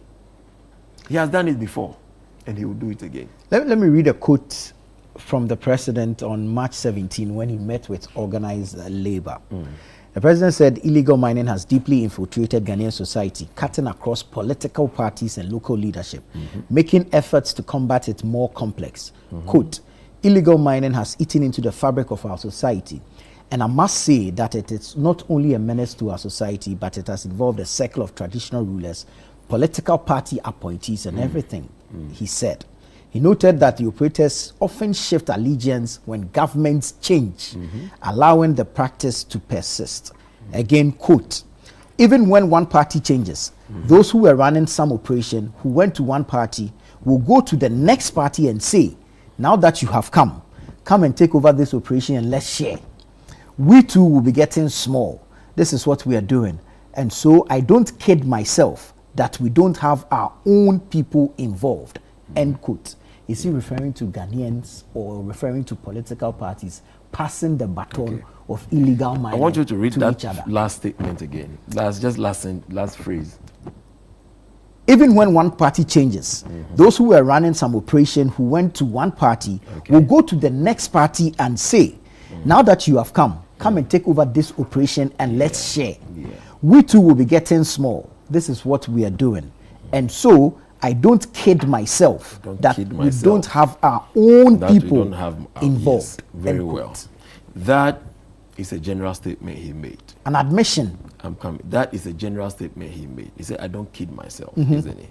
It is not a statement of fact. But it's an admission. Our own people is. He said it may be likely. No. He doesn't have fact. No. Wait, I'm coming. I don't kid myself. No. When he said I don't kid myself, what does it mean? This was not a conditional statement. No, please. When Let's say, not do the I'm semantics. coming. The president was emphatic. He's being real, yes. I don't kid myself. Yes, he's facing the reality. I for want of a better phrase, I would not be surprised if. But he didn't say that my people are there. He didn't say if. There was no conditional statement. I don't kid myself. Yes. What does it mean? He won't deceive himself. He won't lie to you. He won't pretend. I won't be surprised. He won't pretend. I won't be surprised. He won't pretend. I won't be surprised. He won't do self-denial. I won't be surprised. He won't live in self-denial. I won't be surprised. He won't pretend. But he is saying Honorable. He's being real. He didn't say if. Factual. He says that's our own people. He didn't say if our own people. He says that's our own people. That it is a phrase. And you see, let's take it holistically. I won't kid myself that we have our own people involved. Very good. What he's trying to say is that look, I will not be surprised. On Yamin Abanga. I will not be surprised that our own people could be in. Fair enough. So what I it won't is pretend. That what it Let's is not that, use surprise. Okay, I won't pretend. I won't pretend. Now, anybody, he has said that anybody from within who is found culpable, he will make sure that person is dealt with. And you know, President Mahama, he will do it. If he has found, he will do it. Oh, he has done it before. What became about the investigations on Abanga and Yamin? He has done it before. What was the findings? What was the finding? The findings have not come out yet. I don't know. But others are standing trial. So what I'm saying is that once there are express findings, once there are express findings against them, once there are express findings against them, His Excellency John Mahama. So the matter is still under investigation. The leader who leads with example. After all those months, the matter is still under investigation. Wait. They have not been conclusive. 8 years ago, a lot of things went on, right? Today, as we speak, there are people who are still under investigation. Things that happened long ago. So yes, something that happened just probably might have happened recently. Why would you say invest? So we should just hurry justice and deny justice? So they are still under investigations. Your people, your people 8 years ago are still under investigation. We are waiting for the outcome of that investigation. Abanga and men are still under investigations. Once they are being investigated, Honorable, while we wait for the local report. Your people from 8 years ago are still under investigation. Thank you. We have just a few minutes to go. So while we wait for the, we don't have time, but perhaps the investigations are half time. So let's while we are waiting for the outcome. Let's move on to another pressing issue regarding the tomatoes, the ban on tomato exports by Burkina Faso. Yesterday, the Agric Minister, Eric Opoku, made some announcements. He first spoke on the floor of Parliament and then he held a press conference. And, the announcement is that some resources have been allocated for the development of a high-yield tomato variety. Is this the solution? Nana, I must say, I have some experience in growing vegetables. Okay. Personally, I have been involved in growing vegetables. Let's be brief about it. We're running out of time. I find this matter and our approach very vexatious. When you go to Dawinya today, between the National Entrepreneurship NEIP and the Ministry of Agric, they have perhaps close to 200 greenhouse tunnels. Really? Yes. At Dawinya? Yes. I can show you pictures on my phone, which are underutilized. Did it have to take Burkina Faso to ban export of tomatoes to Ghana for us to develop high-yielding seedlings. What have we been doing? Yeah. What have we been doing as a nation? What has been our strategy as a nation? I can tell you that, look, sometimes the high-yielding tomato seeds sometimes are so scarce in Ghana. The farmers in the Dangbe areas, they have to go to Lome to buy those seedlings and come and plant. That's how scarce the matter is. And you see, for a fruit like, or a vegetable like tomato, it's seasonal. You have those ones that can be grown outfield. Yeah. You have those who can be grown in the greenhouses. Our strategy is all over the place. We have spent so much resources without getting results. I am telling you, on authority, I can point you to the place. You can get your news, your news crew to go and see. At least between NEIP and the ministry, they have 200 tunnels lying fallow in the bush. Wow. And this is significant investment that we are not getting any return for. Those who are able and have the expertise to be able to utilize those facilities are not being given access, including myself. And I'll tell you my story. Offset, I'll tell you my story. It is nauseating that it should take the ban of exports of tomatoes from Burkina to get us to be thinking this way. You see, I also heard the minister talk about glut in the tomato growing areas, the Asante Achim areas. Look, it's a seasonal crop. When you can do the outdoor growing, I mean, there's always a glut year in, year out. But off season, how are we be ensuring that we have enough tomatoes on the market? Very well. And you see, for a vegetable like tomato, virtually every meal that we eat, it's and so for a country like Ghana, I find it very difficult, very difficult. Well, let me hear from Honorable. Yes, I think that for me, it has always been better late than never. True. Okay. Necessity, they say, is the mother of all inventions. So yes, it shouldn't have taken Burkina Faso's ban. This is our reality. And the fact that it's going to affect us means that we need to look at a plan B. More often than not, we tend not to do much. And over the years, we have sat back in comfort because we know our women, will cut tomatoes from Burkina Faso. Even onions and what have you are always cut from other countries and brought, to Ghana to sell. And so we have been, as a country, over the years, quite lazy about this. Of course, all these things could have been done before even this government took over to ensure that there is food sufficiency in terms of these vegetables and what have you. But yes, this is where we are now. We are not, as a government, sitting back and say, okay, so if they have banned it, they should ban it. We will look elsewhere. No. But we are saying, like I said earlier, we are looking inward to say that because of this, we are going to do that. And these high yield, tomato seeds that are going to be brought in, we are going to ensure that we champion its growth and do well to get the Ministry of Agriculture to have it run all year round. Because like my honorable brother said, it is, a vegetable that you find in every household, that is virtually part of every meal, almost every meal.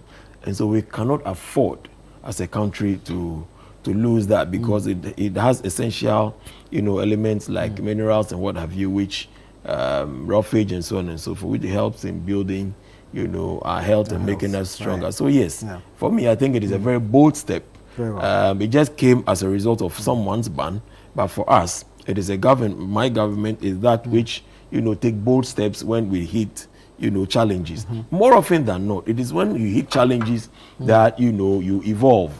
And so that is where we are. For us. So Ghana is evolving from where we have been and making sure that we achieve sufficiency when it comes to tomatoes. And I believe as we have observed this, it will move on to other crops crops, other vegetables, and so on and so on. Just so we are able to grow more and have access to it all year and round. Perhaps we should be doing more backyard gardening as well in our own homes. We should make sure if we have the space. We revert to all these things. Yeah. Especially yourself. in this time that we are eating all kinds of genetically modified crops which are not very healthy, are not very nutritious and all that. So I think we should be looking back, and doing something with it. Very well.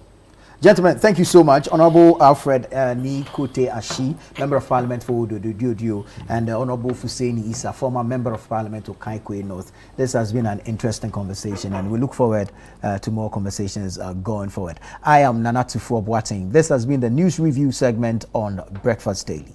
Please don't go away. The show continues after this.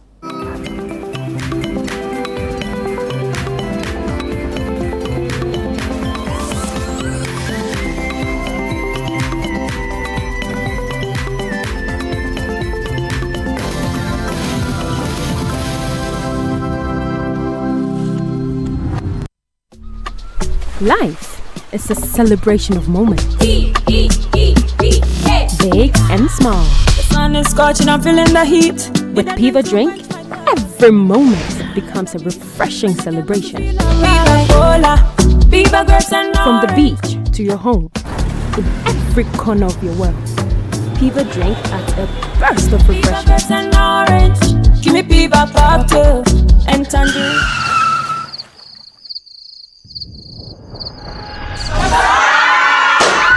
Celebrate every moment with Piva Drink. Refreshment for every occasion. Piva Drink, a taste you will love. P for Piva. This advert is FDA approved. Watching DSTV means getting the TV you love, but staying connected means getting something extra. Stunning. Extra matches, extra dramas, the best local and the world's biggest. Extra laughter, music, movies, and extra vim. I love it. Just stay connected or reconnect and get upgraded to the next higher package at no extra cost. Charlie, we got you. Keep watching. Get more with DSTV. In my line of work, a confident smile is everything. Kale Charcoal Toothpaste keeps me on top of my game and ensures my smile is always radiant and bright.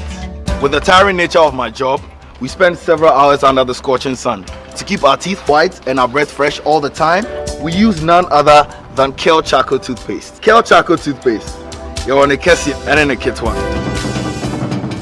Samayo Kendini, a who be here, Semetra Sapapadia to a mammy manful. Kale Charcoal's natural ingredients, and a bomb is so by a man is swing, Nestansu Mama Hoto so a will beg you. Kale Charcoal Toothpaste.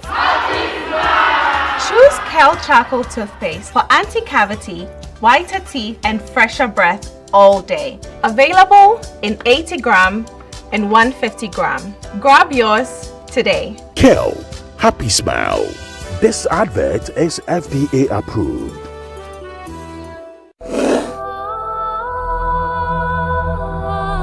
This Easter, as homes fill with laughter, shared meals, and love, pause for a moment and remember a child who has no one to celebrate with. Across Ghana, children in selected orphanages are hoping for care, hoping for comfort, hoping for kindness. You can be the reason a child smiles this Easter. Support the Easter Orphan Project 2026. Your donation in cash or in kind will provide warm meals, clothing, school supplies, and essential care for their well-being. Send your mobile money donation to 0550-900-006 or write a check in the name of the City FM Foundation. You may also bring your donation to Channel 1 TV in Tesano, Accra, Ghana. You can donate milk, sugar, rice, toys, books, or detergent. For more information, visit www.citynewsroom.com or call 0550-900-006 or 0302-226-013. The Easter Orphan Project comes off on Monday, 6 April 2026 and is powered by 97.3 City FM with support from Channel 1 TV. This Easter, let your kindness light up a child's life.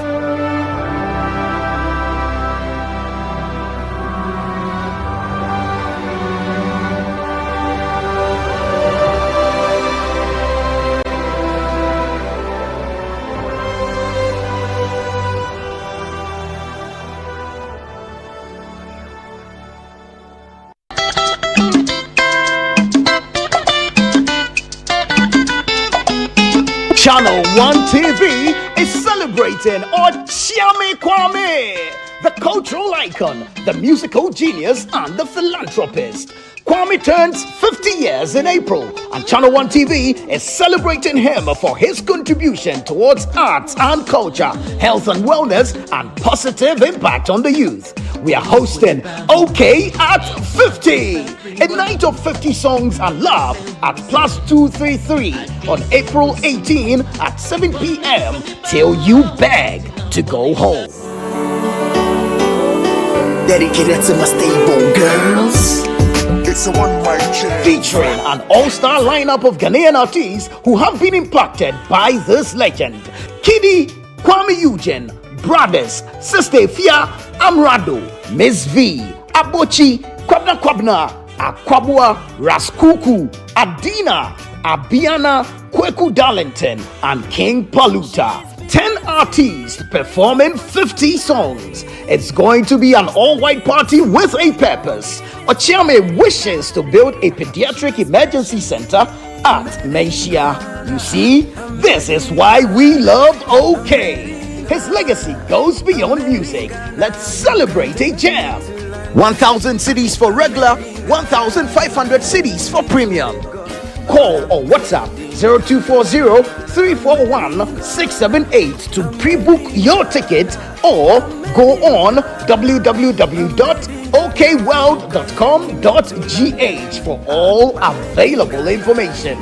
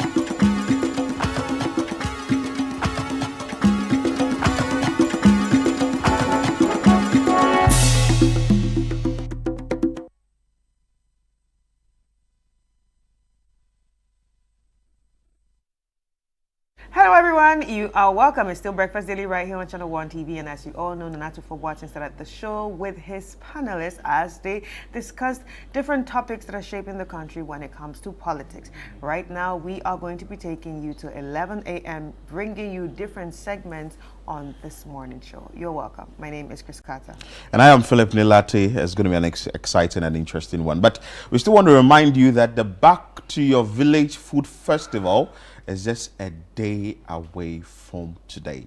After tomorrow, Friday, Saturday, Sunday is the Back to Your Village Food Festival, and you are supposed to be part of it. Yesterday, we had a conversation with a rep or the head of marketing from the one of our sponsors, EcoBank. Yeah, she spoke very interesting things. She said that they will be there to ensure that they give you the nothing but the best. So I also want to entreat you to be at this event. The patrons, it's free for you. The vendors are ready. I'm sure you've seen some of the vendors we've brought here on set so that you would have an idea of what will happen at the Back to Your Village Food Festival, which is happening on Saturday and Sunday. It starts at 10 a.m. and like you can see the small fishes on the screens. Chris, this thing is worrying. You come and sit here early in the morning and you see these things on the screen. But anyway, let's enjoy it on Saturday and Sunday. And like I said earlier, it's free for patrons, free for your children. Come with a lot of money. come with empty stomachs and grab something that you want, eat, so that at least we can go back to our villages and try and sort of get the taste of what you've not eaten in a very long time. So it's happening at the Efwa Salad and Children's Park here in Accra. So it's Saturday and Sunday, starting from 10 a.m. to 6 p.m. I want to say a very big thank you to our sponsors, EcoBank. A very big thank you to Didi Shito, Gino, Manchi, NPA, and also Everback. Thank you so much. All right, so, and after that, we actually have the Easter orphan project that we have on April. That's on the 6th of April, 2026. We're actually calling on you to be part of this. You know, we can't do this alone. This is also a very inspiring project that we have out there that will help touch the lives of young children out there and also contribute into their well-being. So the Easter Orphan Project is meant to help feed, maintain and support some selected orphanages in Ghana. So kindly support this, our annual Easter project, with anything that you have. And when we're talking about anything, I mean things that will benefit the orphanage and benefit the children, from food to water to clothes to toys. The foods can be bagged, it can be canned, and etc. And if you have any old toys that your children are no longer using, do not throw it away. Just know that there are kids out there that do not have any of this, so bring it to us right here. So as you can see, the items to donate: milk, sugar, rice, toys, books, etc. And you can bring them right here at Channel 1 TV at Tesana. And also we also have, you know, the City 97.3 FM at Adabraka. So anyone that is close to you can choose to donate at Tesano, or you can choose to donate at Adabraka. And if you do not have any of these materials, you can actually donate monetarily via the Momo number 0550 900 0550-900-006. But for more information, you can visit www.citynewsroom.com or call the number 0302-226-013. And of course, we also want to remind you of the On-Air series, that is the Heritage On-Air series, that as part of the Heritage Month, we bring you the On-Air series, and starts at 10 a.m. Today is going to be an interesting one: food as business and heritage tourism. A pure call. We'll be sitting with Auntie Bella, CEO of Traffic's Restaurant. I'm sure if you know where Traffic's Restaurant is, at the National Theatre. Yeah, so she's going to sit with her and have a conversation with her, so you wouldn't want to miss that. As well, the seasons of prayer, we are reminding you that the seasons of prayer is going to hit your Facebook channels soon via City 97.3 FM, or you can also listen on radio. So seasons of prayer, weekdays in April from 1st to 30th of April 2026. Midnight cry start from 12 a.m. to 1 a.m. This is your day, as has been going on from 4 a.m. to 6 p.m. and also prayer encounter 12 p.m. to 1 p.m. So if you've not prayed in a very long time, like Chris always keeps saying, make sure that you are joining this so that you can pray. And also when you are praying, share the link so that someone will also will join the prayer session. So call the number 0244 981 112 for more information on this. All right, so the Blank Scenes drama series is about to hit the screens.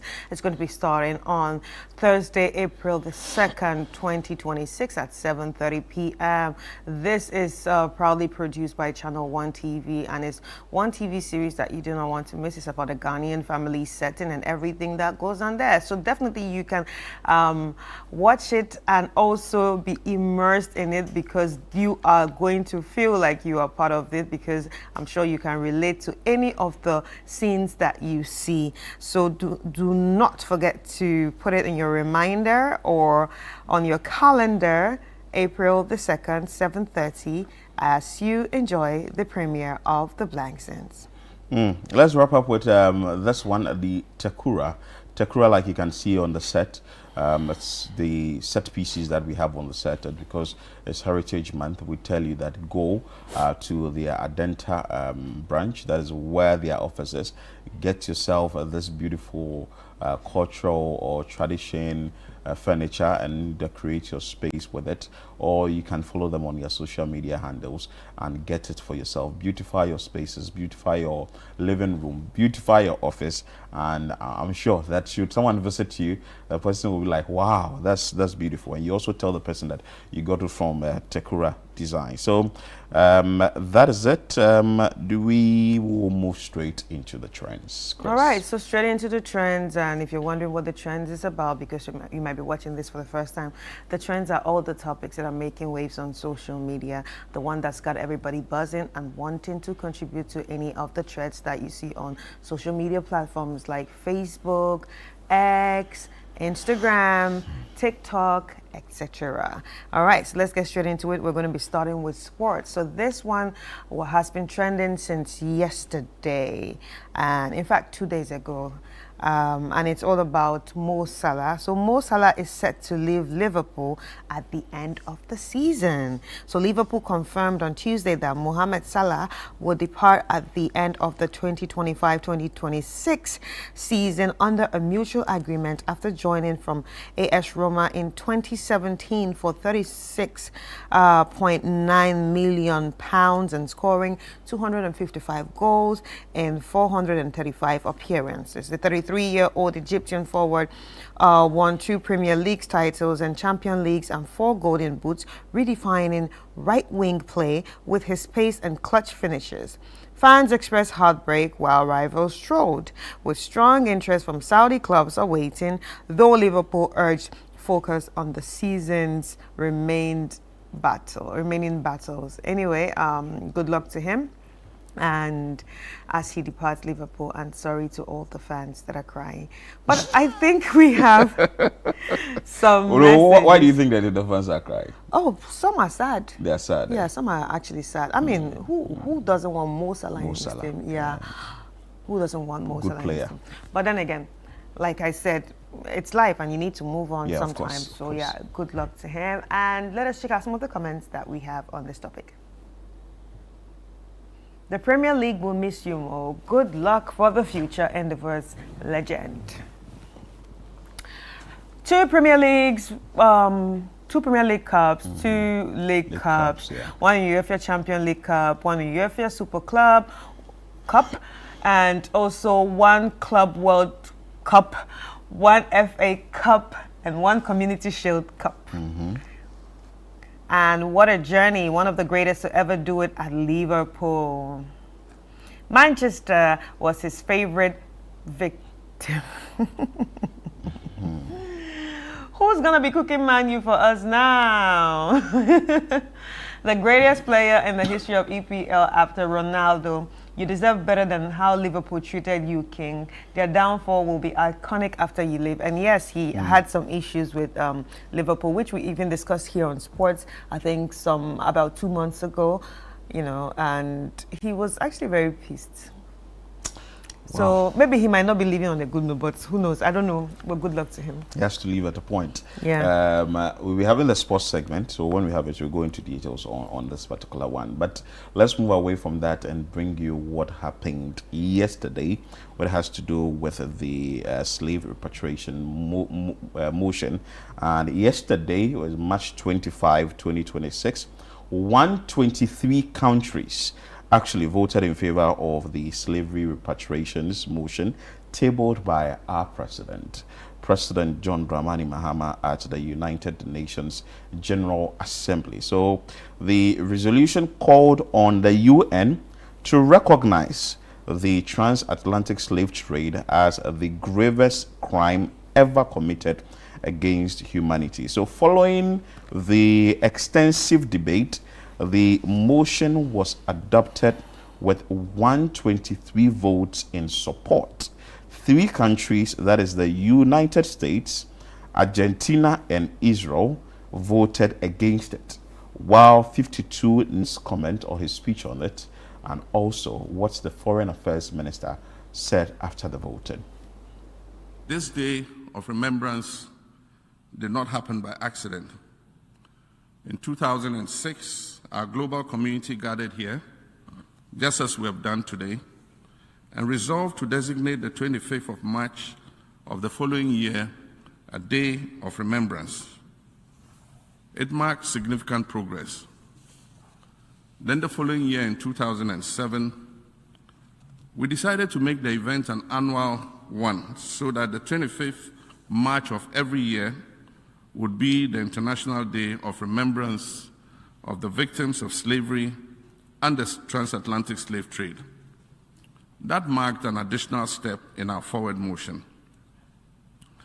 And so it's indeed for teachers to be here today, 2 decades later, addressing the General Assembly on behalf of the African Group regarding the draft resolution entitled Declaration of the Trafficking of Enslaved Africans and Racialized Chattel Enslavement of Africans as the gravest crime against humanity. In September last year, at the 80th session of the General Assembly, I stood in this exact place and served notice that Ghana will move a motion to declare the transatlantic slave trade the gravest crime against humanity. The President of the General Assembly, Your Excellencies, permanent representatives, distinguished delegates, today we gather in solemn reflection on the International Day of Remembrance of the victims of slavery and the transatlantic slave trade, a day when humanity pauses to remember millions of women, men, and children whose lives were stolen, whose dignity was denied, and whose humanity was questioned, yet whose resilience reshaped the moral arc of our shared history. This day is not merely an act of remembrance. It is a call to conscience. It reminds us that memory without action risks becoming silent, and silence has never been the ally of justice. Your Excellencies, in September 2025, during the general debate of the 80th session of the United Nations General Assembly, the President of Ghana, His Excellency John Dramani Mahama, announced that Ghana will introduce a draft resolution entitled Declaration of the Trafficking of Enslaved Africans and Racialized Chattel Enslavement of Africans as the gravest crime against humanity. 6 months to this very day, I have the distinct honor to present this resolution to the General Assembly on behalf of the African Group. This resolution does not create legal hierarchies of crime, as some have wrongly suggested. Neither is it about reopening history. It is about completing history. It does not target individual states, nor does it seek division. Rather, it establishes a principled framework for reconciliation grounded in truth. At its heart, through dialogue and cooperation, and to strengthen international solidarity in the fight against systemic racism and historical denialism. Distinguished delegates, the African Group expresses its sincere appreciation. Minister Samuel Okudzeto Ablakwa previously was President John Dramani Mahama there. Well, the motion was moved and 123 countries were for and 52 abstained and 3 were against. America. Yes. Argentina. Yes, Argentina and Israel. Yeah. But if you watch the counting of the votes or the revealing of the votes, you could clearly see that the most European countries took themselves out of it. They abstained from it. They are trying to say, this is not our business. So we don't want to be part of this. We don't want to be part of it. But in all honesty, anyway, so let's bring you comments. If we have a lot of people are saying a lot of things. Why must we be compensated financially in the first place? Maybe you would have to read it so that you know. I like the person that replied him, we. Okay. Because it's not about you in Africa. It's about the black Americans. We really need to understand that, because a lot of people think it's about paying us in Africa. No, it's actually about recognizing that slavery is a crime. And it actually dehumanized people, stripped them of their identity. So it's not about we, it's about them. Anyway, so let's bring you more of the comments. This one is just curious. How I would take my share of the settlement personally? Well, maybe the understanding is not going down well. I don't think it's going well. Maybe people would have to read a lot more and try and understand what is happening. Let's bring you more comments. This one says, yet still, we send people to the United States to be jailed. Slave trade has not ended. It has just taken a different shape. Don't commit crimes. This one says colonial masters should also come for their castles, railway, and drains they planned and constructed too. Who committed the crimes, and why are Africans holding the USA responsible? Go back to history class. Well, for me, from some of the comments, clearly we can see that a lot of people do not understand this issue of reparation and how slavery affected our brothers and sisters. Because if they were here, they would have still been our brothers and sisters. Maybe they are even related to you. You never know. Maybe it was your great grandfather. You know, maybe it was your your great grand uncle or something that even went. So, but at the end of the day, people need to realize that it's not about us here in Africa. It's about the world or those who committed those crimes, recognizing that, look, people were stripped away of their freedom and identity. And also, some countries built their wealth on the strength of those slaves. I'm sorry to say it, but that's the truth. Some countries that we all want to run to today were built on the strength of the slaves. And those slaves that worked so hard to build those countries were now not given the same opportunity those people in the country or the citizens of those countries have.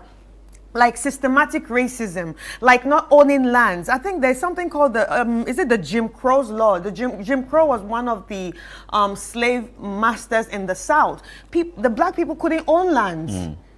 They couldn't go to school. You understand? So I think that what the reparation does is, after accepting that, yes, you did this to you us. did this.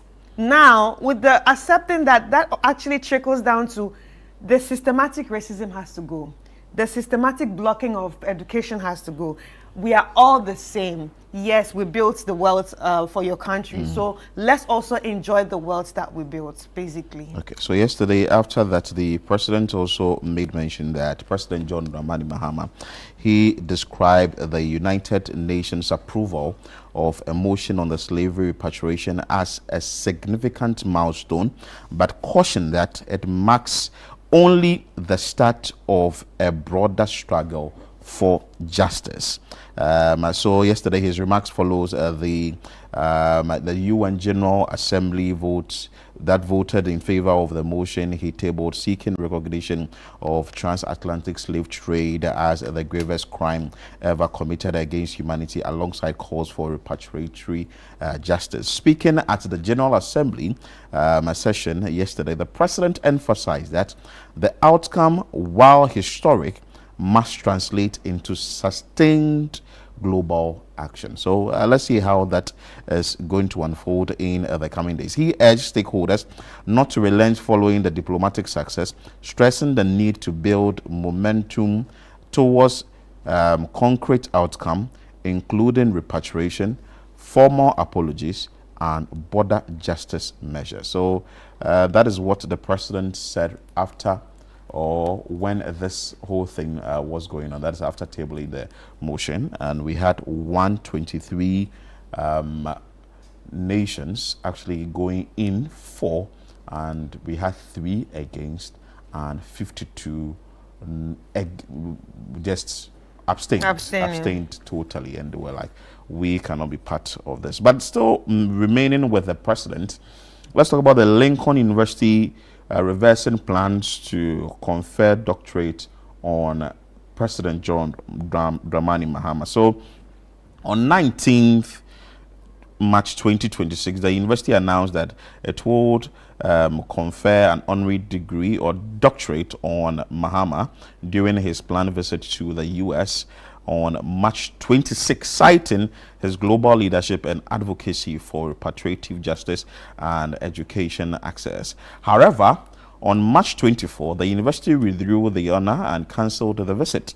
This follows concerns and pressure from within the university community over John Dramani Mahama's perceived stance on Ghana's Human Sexual Rights and Family Values Bill, often described as the anti-LGBTQI+ legislation or bill, legislation currently before Parliament. So the embassy, I understand, hasn't really given out that formal stance on it yet, but this is what it is. The Lincoln University actually planned on giving him or conferring the doctorate degree, but after noticing that he has a stance on LGBTQI+, they said that, okay, fine, we are not going to do it anymore. But the Assemblies of God Church has come out to say that, well, it's a step in the right direction if you're not giving it to us. Well, the president has made his stance and we all know where he stands. So let's bring you comments on this, what the general public is saying about this. Yesterday, that this thing really went viral everywhere. They should take their thing. It's as simple as that. Mahama thinking about how to reply them that he doesn't actually need an honorary doctorate without being offensive. Ghanaian values over foreign piece of paper. Any day, anytime, period. And what will this do for our president? We don't need it. Yeah. So a number of comments on it, just saying that, well, the president has enough. There's no papers. Too many. Everybody wants to give him honorary doctorate, honorary this. I want to honor him there. So if you don't want to give him again, following the stance he has on. So he has another doctorate, right? I think he got Japan some at something. UDS. Or even Japan. There was one he got at Japan recently. Okay, I can't recall that. So should we call him doctor? Oh, no. So GTEC will come for us. That's the president. The president is still a doctor. That's the president. Maybe I wouldn't want to say anything. You know, GTEC will come and say that if you have the honorary, you should not be called doctor. Yeah, so but that's our president. Yeah. So we understand it's South Korea. South Korea. Okay, fine. So away from that, there is this troubling one from the Ashanti region, which is actually trending. Yeah. We saw students within the Ashanti region, senior high school students, doing what they can do best. And we praise them. Painting the Asokwa interchange and doing what ideally we would have to pay to be done. And this was like a competition. That was some and days we are ago. asking that Linda Oklu should replicate the same thing in the Greater Accra region. So few hours or few days after what the students in the senior high school did, some individuals decided that, well, we don't like nice things, we don't like nice things. They went there and vandalized it. And they did their own thing. No, I don't understand. So are you repainting the already thing that has been done or what? They vandalized it clearly because you could see that it's red paint, and that means they just knew what they were doing. That's not right. It's not as if they were adding to the beauty, they were just vandalizing it. It's not right. Yeah. Well, the Asoka MCA has spoken about it. Let's bring you that video and see. It's not right. It has to be condemned. We can't do this in this country because ideally we would have to pay big money for these interchanges to be designed or to be decorated or whatever, a space that when you stand you can easily take pictures. We move outside the country and we take pictures at beautiful places and we stand and we pose and all that. Let's bring you the Asokwa MC's comment on that. Amu Kamel.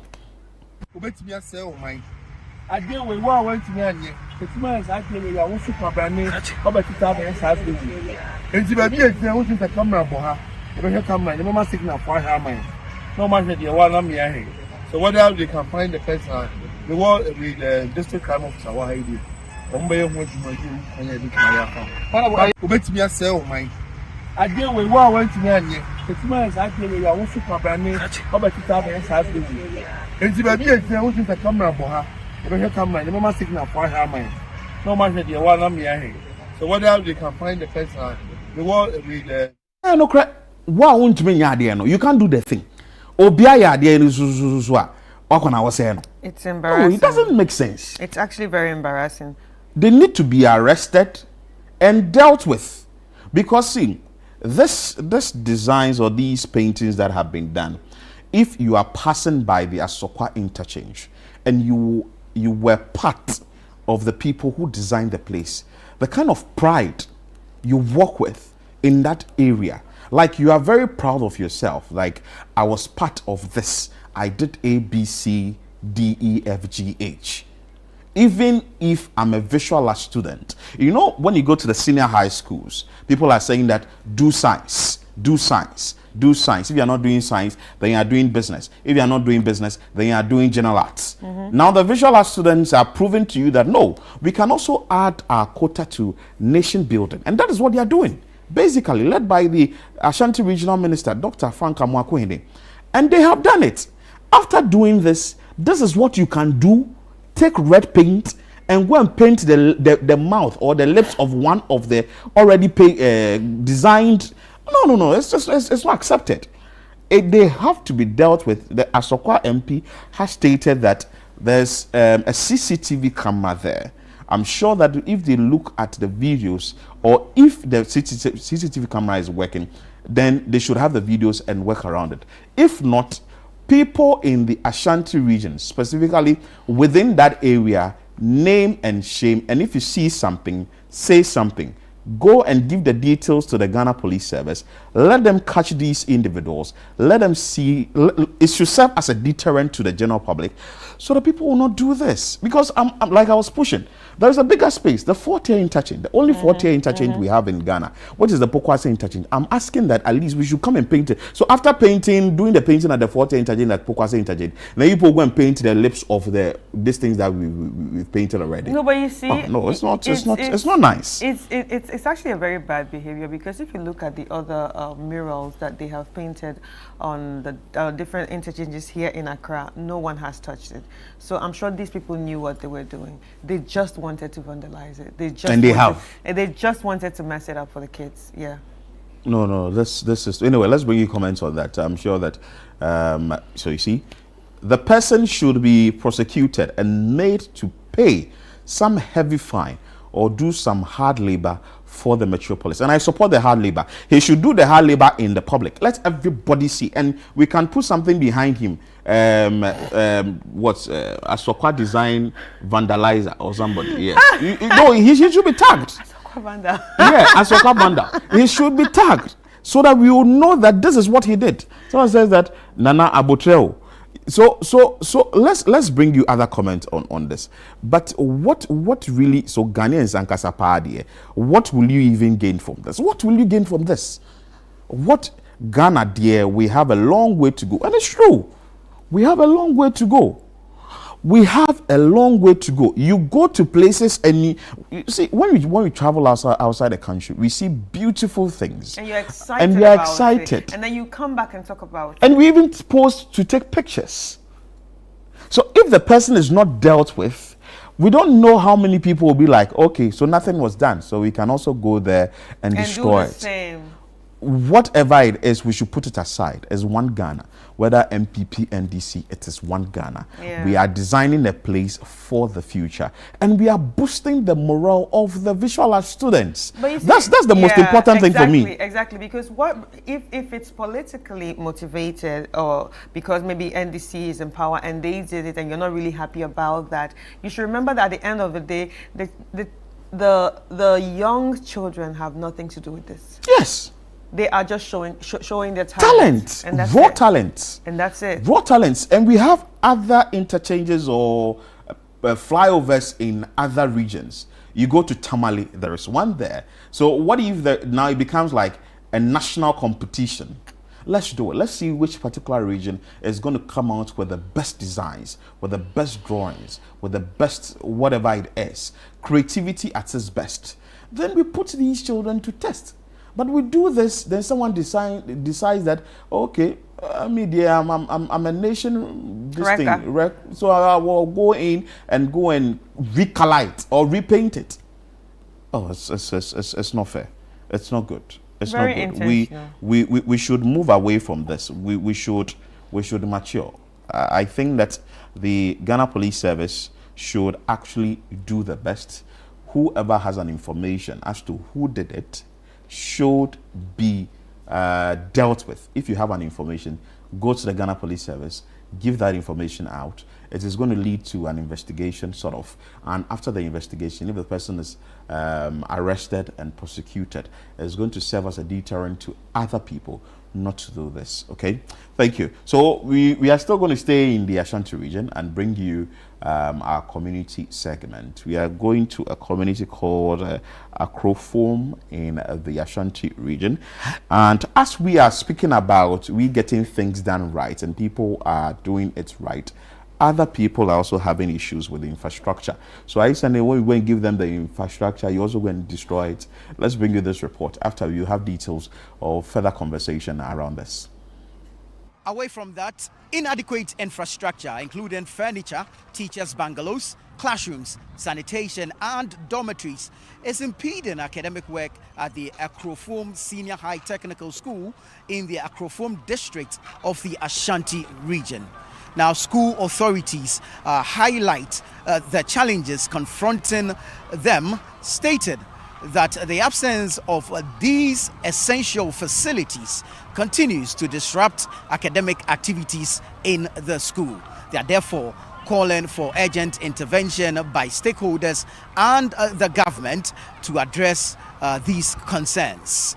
Sustainable Development Goal 4 emphasizes inclusive, equitable, and quality education, while Goal 6 highlights access to clean water and sanitation. However, for students of Akrofom Senior High Technical School in the Akrofom district of the Ashanti region, these goals remain distant as they struggle with poor infrastructure and a lack of toilet facilities. The Akrofom Senior High Technical School was established in 1991 and has a student population of over 1,000 but lacks adequate infrastructure including dormitories, classrooms, staff accommodation, washrooms, and furniture. Students are forced to use wooden structures as toilet facilities, which poses a threat to their lives. Authorities say the inadequate infrastructure is negatively affecting academic activities. Speaking to the media on the sidelines of a sword-cutting ceremony for a boys' dormitory in the school by the MP for the area, the headmaster, Ose Owusu, bemoaned that the challenges confronting the school are hindering teaching and learning. He thanked the Member of Parliament for the area,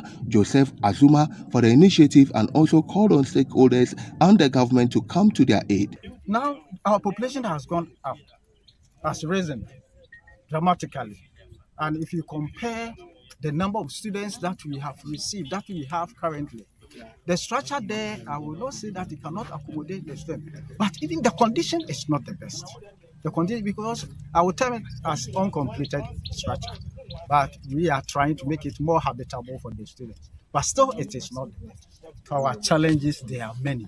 That's why we've been calling upon all stakeholders, all NGOs, all well-meaning Ghanaians to come to our aid. For example, we don't have a dining hall as we speak. Sometimes students will have to go to dining hall in turns. Sometimes it's the same space, little space that we use for examination and other things. And at the same time, we also lack bungalows. Only few teachers stay on campus. In response, the Member of Parliament for Akrofom, Joseph Azuma, described the situation as bad, assuring that the challenges will be addressed by the government. You should go and, inspect the rooms they are living in. They are very bad. It is something I don't even want to talk about it. I don't want people to even see that this is where my students even sleep and wake up to go to classroom. They are not in good state at all, very bad. That is why we do our best as a district leaders, leading as a Member of Parliament, together with my district chief executive, with Nananom, their support, very, very, very immense. They have given me all the support I need. From Nananum are with me. I have the clergy. I have everybody behind me, pushing for common good. That is developing Akufu. At least, I am not going to be here in perpetuity.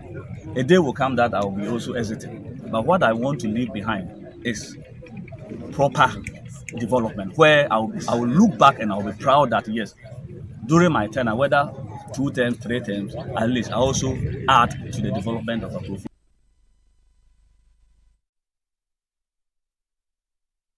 So that is the issue with Acrofrom, a school in Acrofrom, asking that, well, we need the needed facility and infrastructure so that teaching and learning can go on. Joining us now is the Ashanti regional correspondent here at Channel 1 TV, one of them, Tawfiq Mohammed, who is joining us to tell us details of this. But before that, Tawfiq, good morning. Good morning. Let me ask you briefly. You gave us the story of the Asokwa interchange, the defacing of some of the artworks that have been done on the Asokwa interchange. Briefly, what is the update of that issue before we come to the Acrofrom issue? What is the update of that particular issue? And when the MC for Asokwa was talking, he made mention of a CCTV camera within that area. Tell us details about that as well.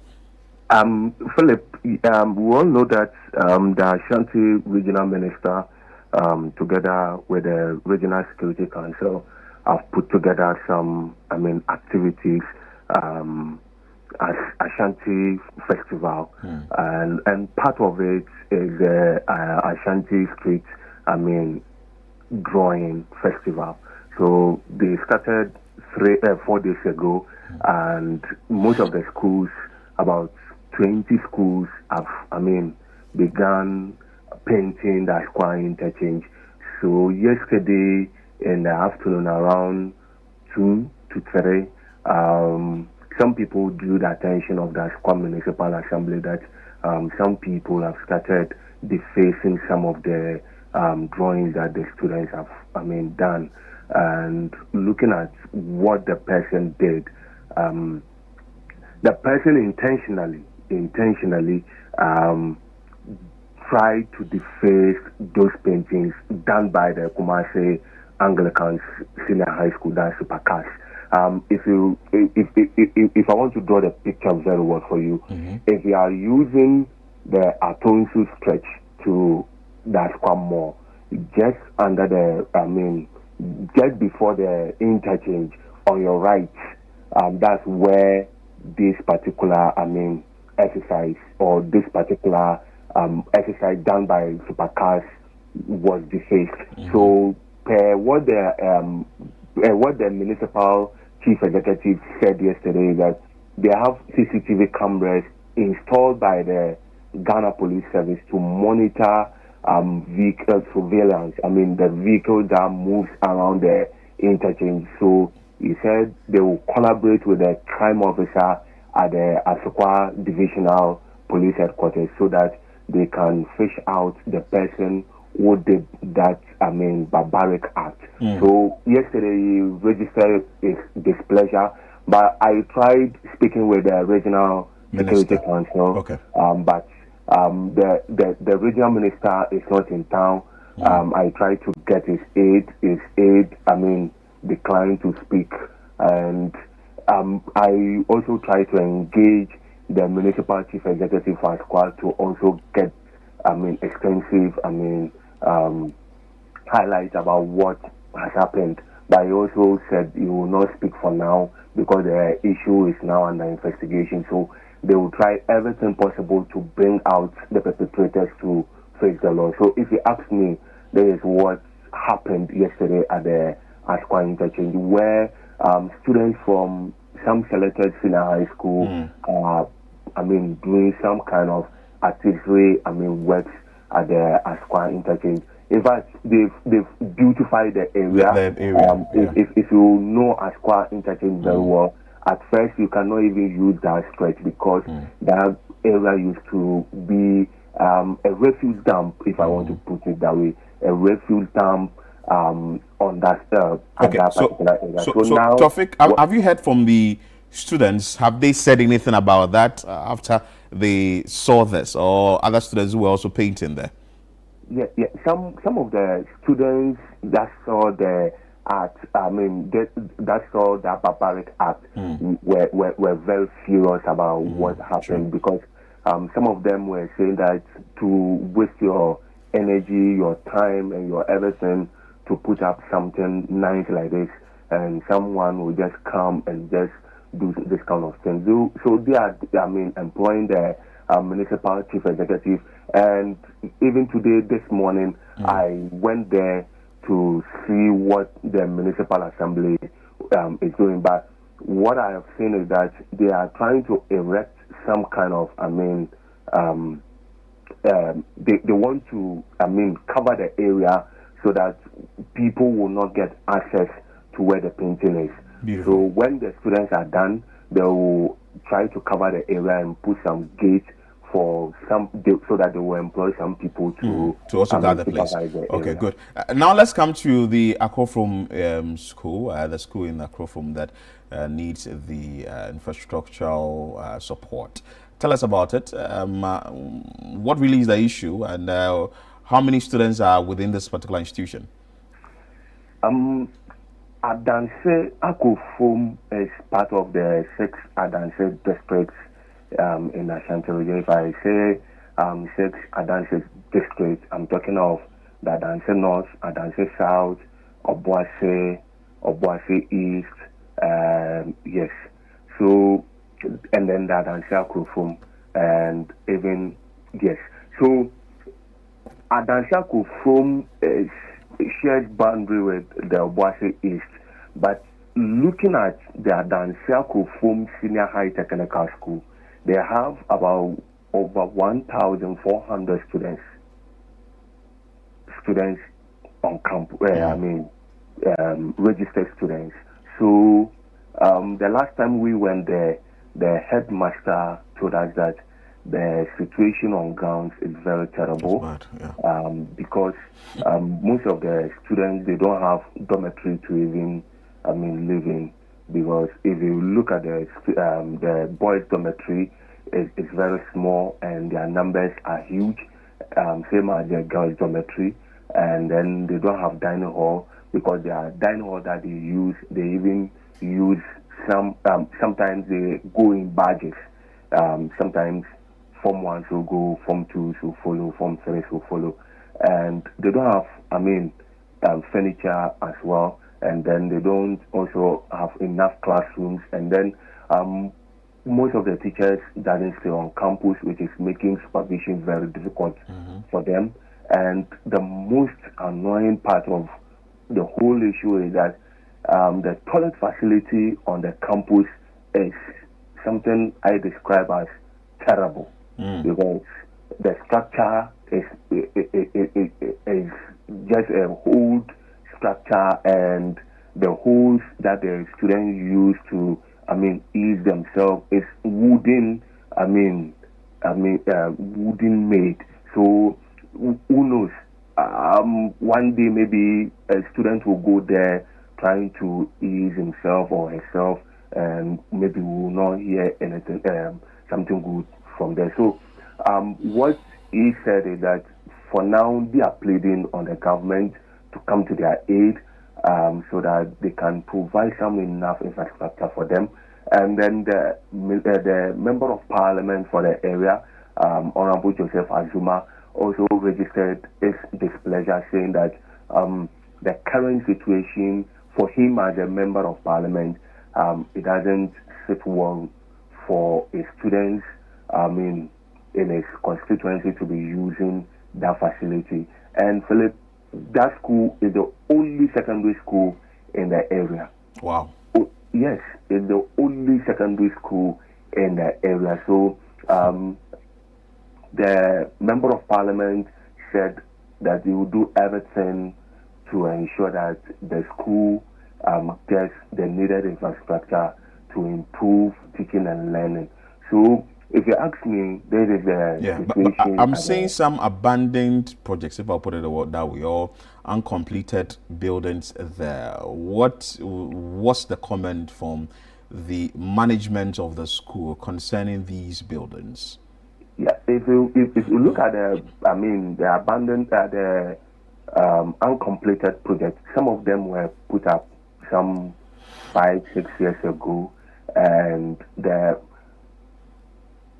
headmaster of the school, per our engagement with him, lamented that all those projects have been abandoned. And looking at the structure, if government comes in to at least complete some of them for them, it will ease some of the pressure on the school. So they are pleading that those abandoned projects on campus should be completed, so that the students will get a place of convenience to have their education. So that's how the situation is.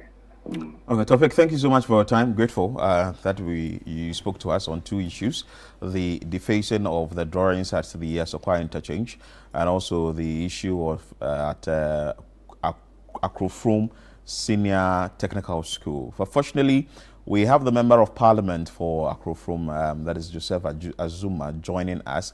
And good morning. Good morning, my brother.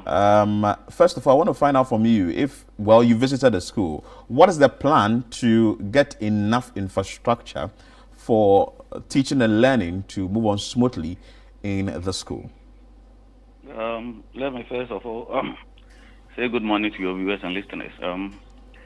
As a Member of Parliament, I think I have a duty to lobby and also advocate for people who are willing, both the locals and people outside the constituency who can come to our aid. I've been there for several times, even before becoming a Member of Parliament for the constituency. Although I didn't get access to their dormitories and other facilities, I was restricted by the now the head teacher for some reasons, which I didn't challenge. But for about a year and three months now, I've been there for at least 4 times. One of my visit was to engage them and see the most challenging situation that they need urgent support or assistance. After that, I've been there to commission a water project and also to inspect site for a new dormitory for the school. So, I am calling on my government, which so far has responded positively by giving us a dormitory to start with. But that is not enough. They say Oliver Twist always asks for more. So we are doing our best. I've also decided that this year my little guest fund will go there to support, and also from my own pocket, I will also do my best to change 1 or 2 things in the school. And I've also discussed with my district chief executive, Honorable Garba Mohammed, for us to sit together as leaders of the constituency, the district, then decide how much the district assembly can also contribute to at least solve some of the challenges. Because the current state of the school, I wish that we don't put it out, but sometimes it is better, to be honest, so that if people have that kind of support that they can give, then they come on board. Because the last time I visited the dormitory, in fact I couldn't hold my tears. Wow. It was very terrible. They were living if I see where, it's like the situation has changed. But in fact, they are still living as like prisoners. The situation is very bad. And anytime I visit the dormitory, you go there and the students are complaining of malaria, some will be vomiting, and a whole lot. So it is very critical. And that is the only senior high school we have in the district. The only senior high school we have in the district. So we need we need urgent support or attention. Yes. Okay, and the new dormitory that you start or you've cut short for, what is the plan for it? How many months is it going to take for completion? Has the funds been made available for the work to move on or to go on smoothly? Well, I was called by the contractor that he has won the award. When I sent the request to the Get Fund, and the contractor called me some weeks later that he has won the award to come and start the project. So I took him to the site. Then 6 March, we did the sword cutting. The original duration of the contract is supposed to be 18 months. But I pleaded with the contractor. The assurance has been given that on condition that if the Secretariat or the Get Fund is able to also assist him by payment, he can do that within a year. So we are expecting that all things work to our favor, so that within 12 months we can commission the project for the school.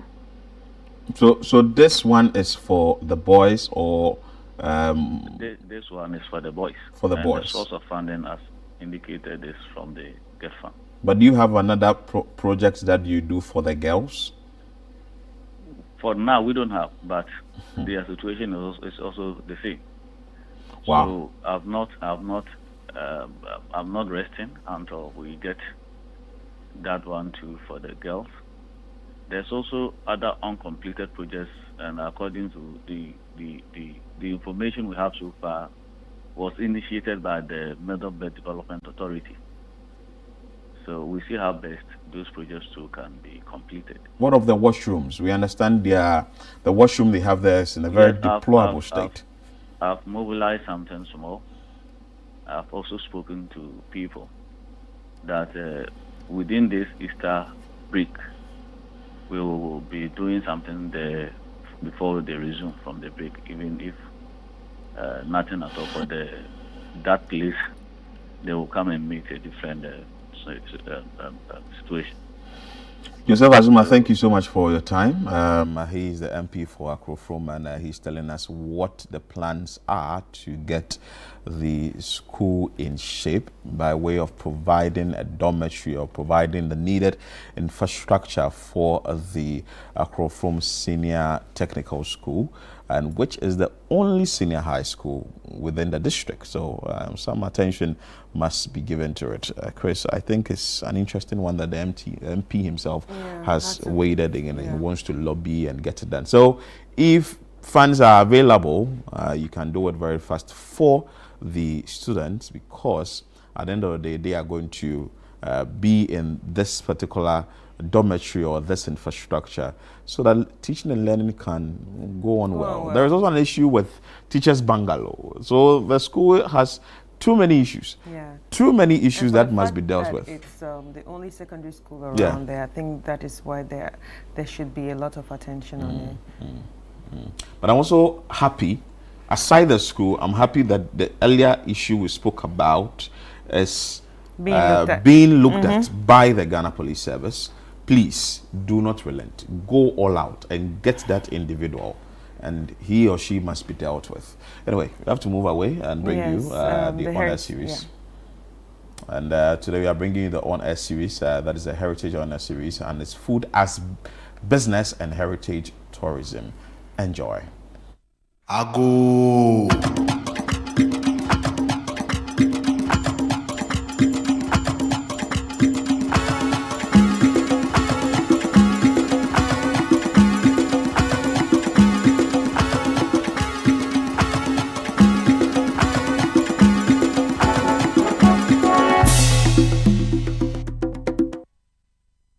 Ago. You are welcome once again to the Heritage On Air series right here on Channel 1 TV and 97.3 City FM. This is the 2026 edition, and for over 20 years we've been having heritage conversations on this show in the Heritage Month of March.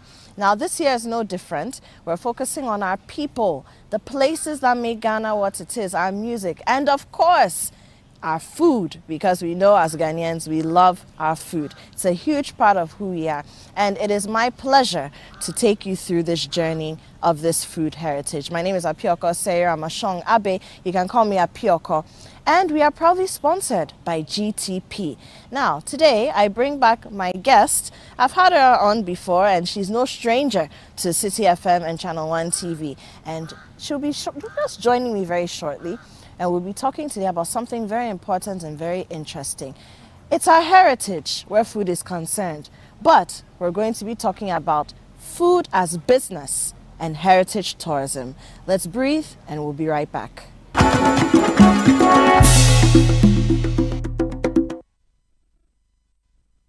You want a healthy smile.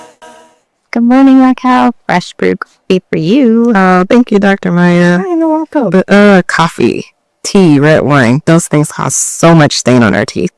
But I like to tell my patients that cosmetic whitening is a great, safe, effective way to brighten your teeth like 4 to 6 shades lighter. So it's important to come in, get an assessment on your teeth to make sure you're a good candidate for whitening, because we want to make sure you have a good foundation. Yes, I definitely agree. Like you said, and it could be done right here at Bethel Dental. So I like to make sure patients realize you need to get your whitening done by a licensed dentist or a dental hygienist. So that way you can make sure you're getting the correct product. It's safe. You don't get any burning on your gums. You don't get any sensitivity with your teeth. So those things are super important when you're looking for a place to whiten. Yes. So why wait? Schedule your appointment today. Healthy smile.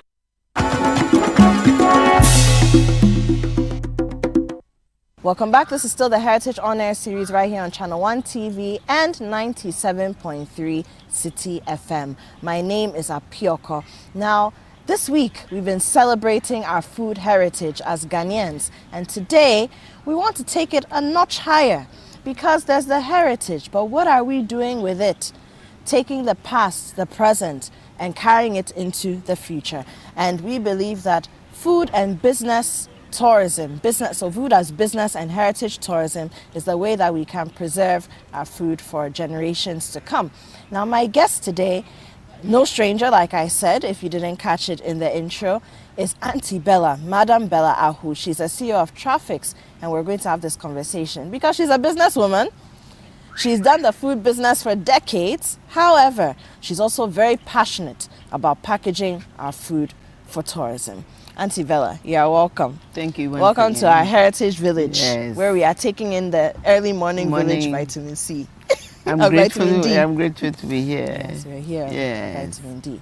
Yes. So, Auntie Bella, I always say, and every time I see you, I mention it, to the fact that you are the person who really took street food culture as, in many ways, as we've known it as Ghanaians, into the restaurant setting.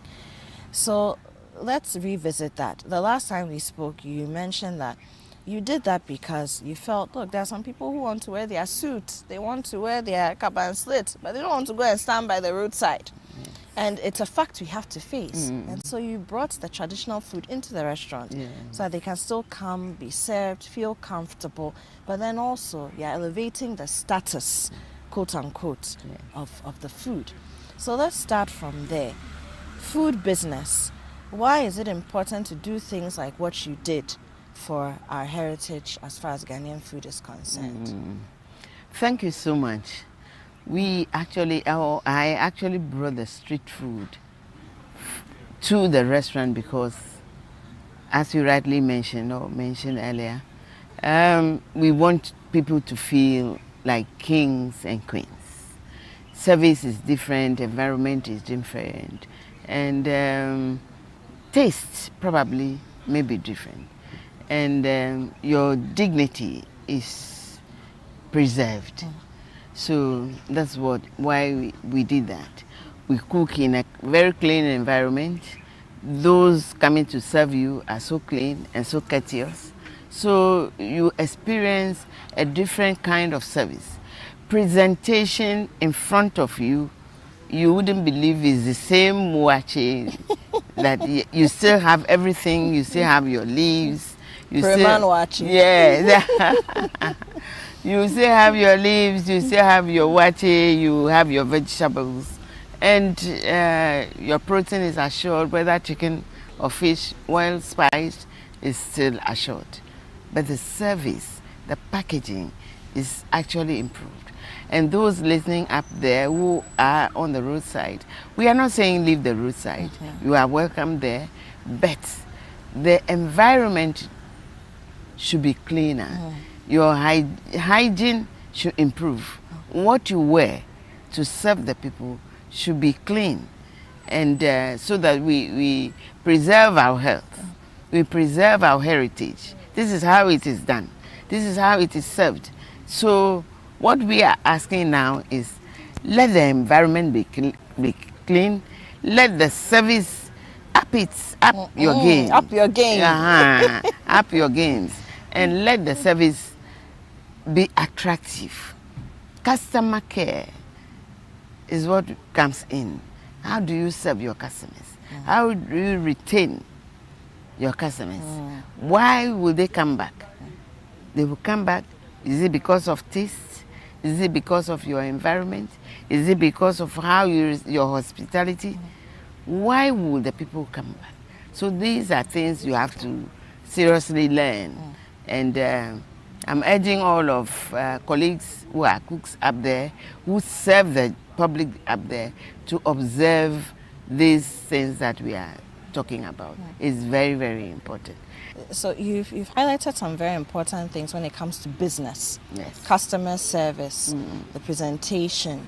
Just really all the things that would make a customer come once but also return. Yes. Or we say repeat business. Yes. That's what we say, Yes. repeat business. Repeat business. So that you can say that, oh, he's my customer. Like you like to say, oh, she's my I'm a customer. I'm a customer. But Auntie Bella, so we've spoken about street foods before. There are people who feel that, our heritage foods, they should just be as they are. Why package them? Why bother about presenting them in a way that they would feel is not authentically Ghanaian? Why is it important to rethink and reimagine how we present our foods, Ghanaian foods for that matter, if we really want them to be marketed as tourism elements? It is very important because we migrate. We get visitors from globally. We get visitors. And for the global community to come and see your surrounding not appetizing, your food may be very nice, but your environment alone will put them off.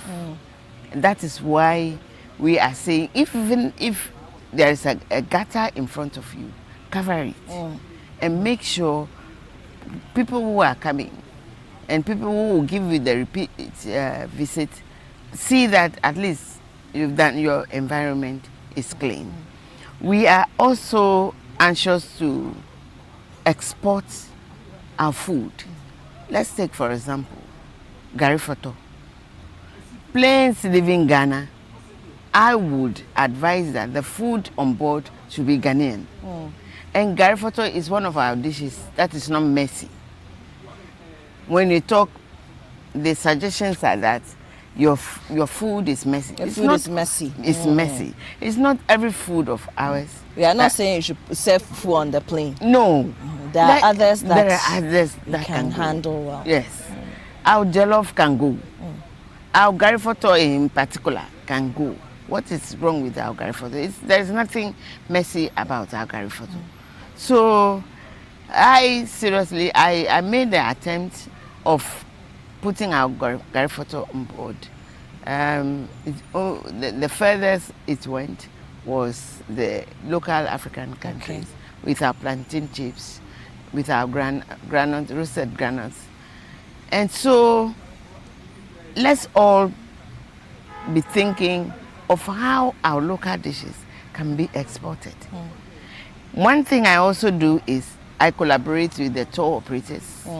When they bring the tourists, they inculcate into their package learning our cuisine. Okay. And when they come, the things they are interested in is our kiluli, our red, our garifoto, our jollof. When they come into the kitchen, oh, I want to do this. I will peel the onions. I will do the ginger. I will do this. I will do this. So, before you realize, they cook and they eat and they pay. Something they have, we provide So the ingredients. Cook, they eat and they pay. It's also a business model. Exactly. It's a business model. And so there is so much up there that we can do to keep our heritage. For them coming to learn how to prepare kilole and all that, it's a way of learning the Ghanaian cuisine, and which was left for us by our forebears. Yet we are exporting it. They go back wherever they are coming from. Plantain is there. Some even go to the Makola market, buy gari to take along and go and prepare their gari photo. So our heritage has evolved and it has come to be business. Heritage has evolved. Yes. And it's become business. And I think that's a very important point you're making, because I think sometimes we like to be stuck in the past.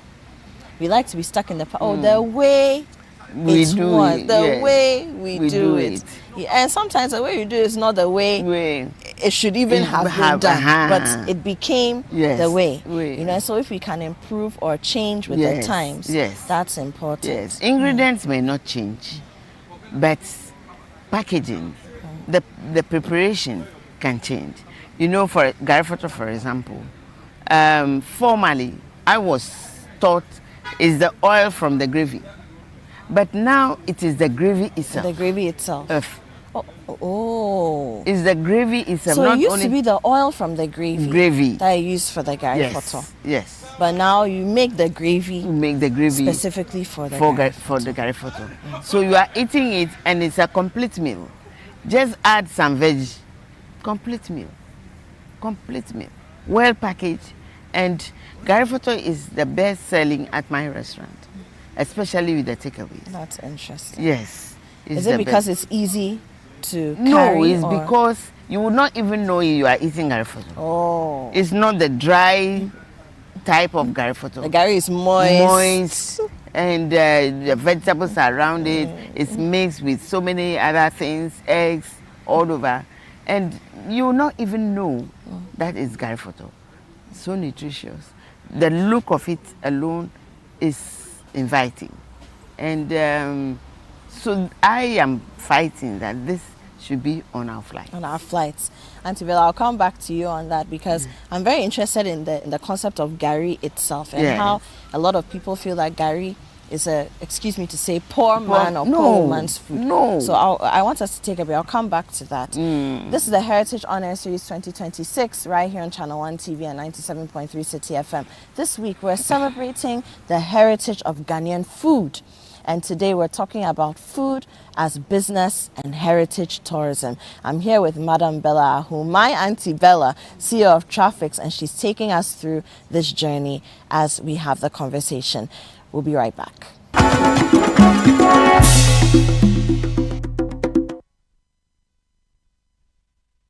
Do you want a healthy smile? Good morning, Raquel. Fresh brewed coffee for you. Oh, thank you, Dr. Maya. Yeah, you're welcome. Coffee, tea, red wine, those things cause so much stain on our teeth.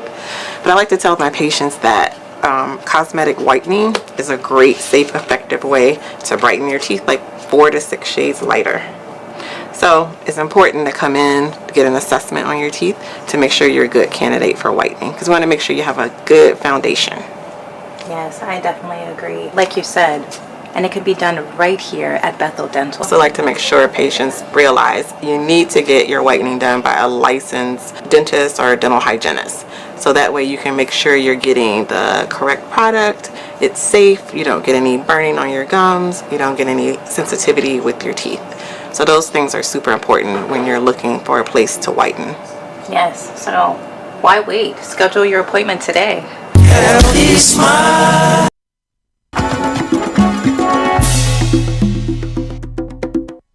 Welcome back. This is still the Heritage On Air series right here on 97.3 City FM and Channel 1 TV. My name is Apioko. In this series this month, we've been celebrating our places, our people, our music, and of course, why I'm here, our food.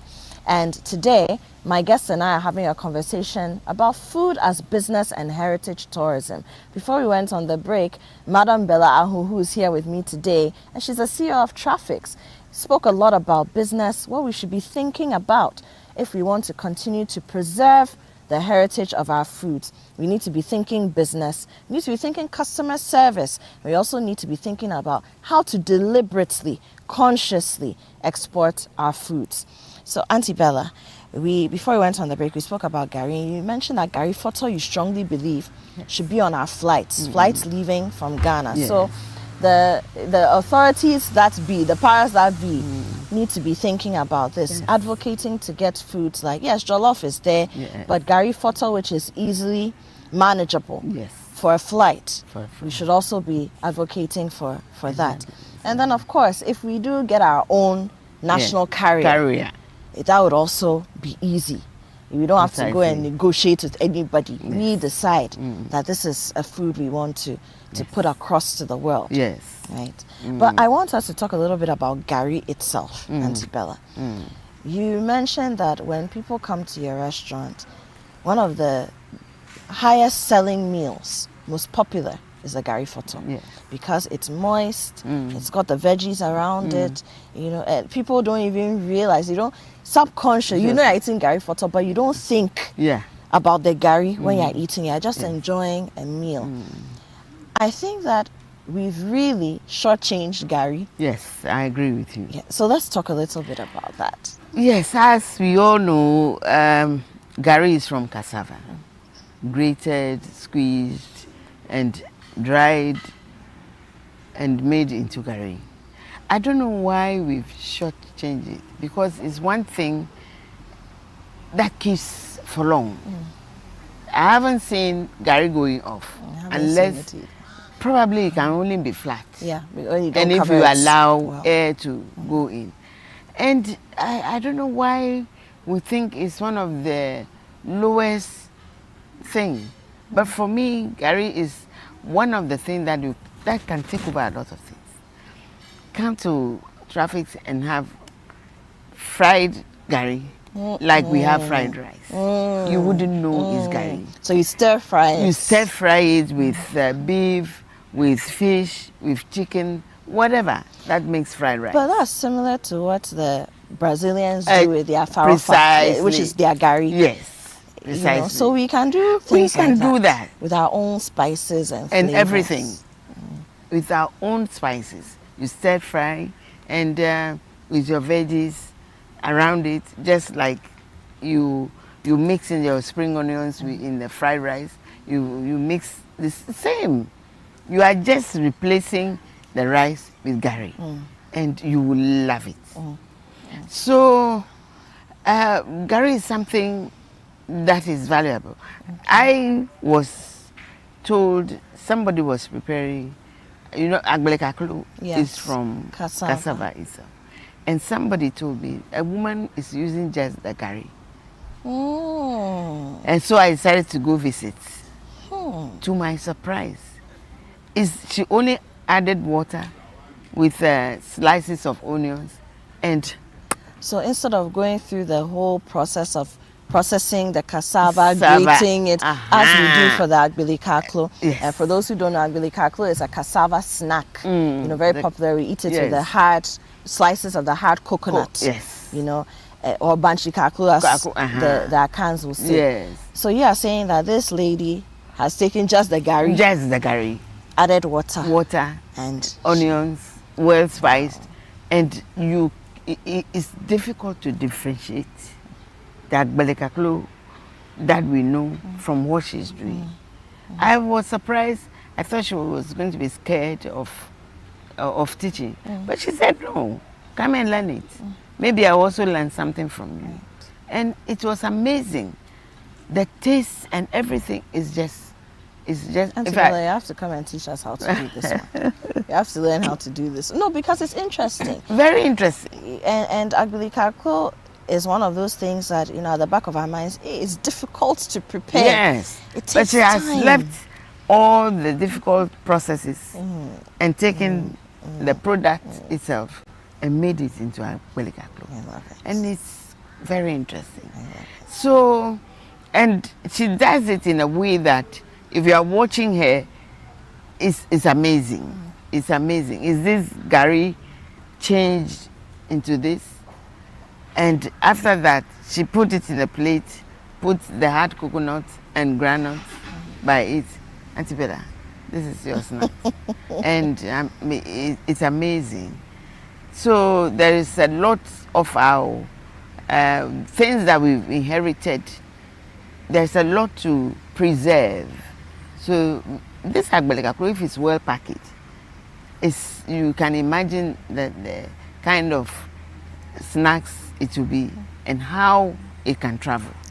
Yes, because it's not something that is messy and it's not something that goes off like that. So, Auntie, you know, so in talking about this business of food, heritage tourism of food, we've used the word travel a lot. You know, the food has to travel.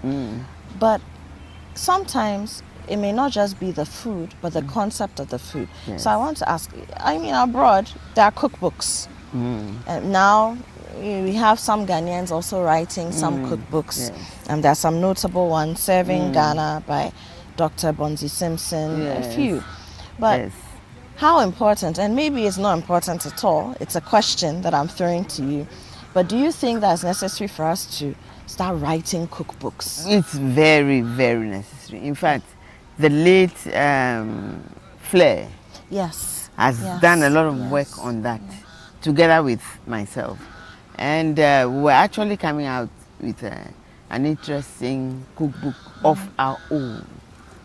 And how some of the things are being infused. We're coming up with cookbook all across the regions, the 16 regions. Things that are popular with every region. We are sitting in that. Our snacks, our breakfast, and our main meals, they are all coming up in that cookbook. So let's watch out for that book. We are watching out for it. It will come out. But Auntie Bella, so what do you think? So someone like you, you mentioned the late Flair, I mean, may she rest in peace. Flair Catering Services did so much to put Ghanaian cuisine on the map as well. But people like you, you've been successful in the food business. You set the tone for a contemporary restaurant business, if you like, or catering business, because you don't just do the restaurant, you also cater for events, for individuals, companies, and all that. But you've achieved that success. Why would you want to go the extra mile writing a cookbook? It tells me that it's important, and I want to stay there. It's very important because our heritage needs documentation. It needs documentation. For it shouldn't be when the last grandma dies, it goes with everything.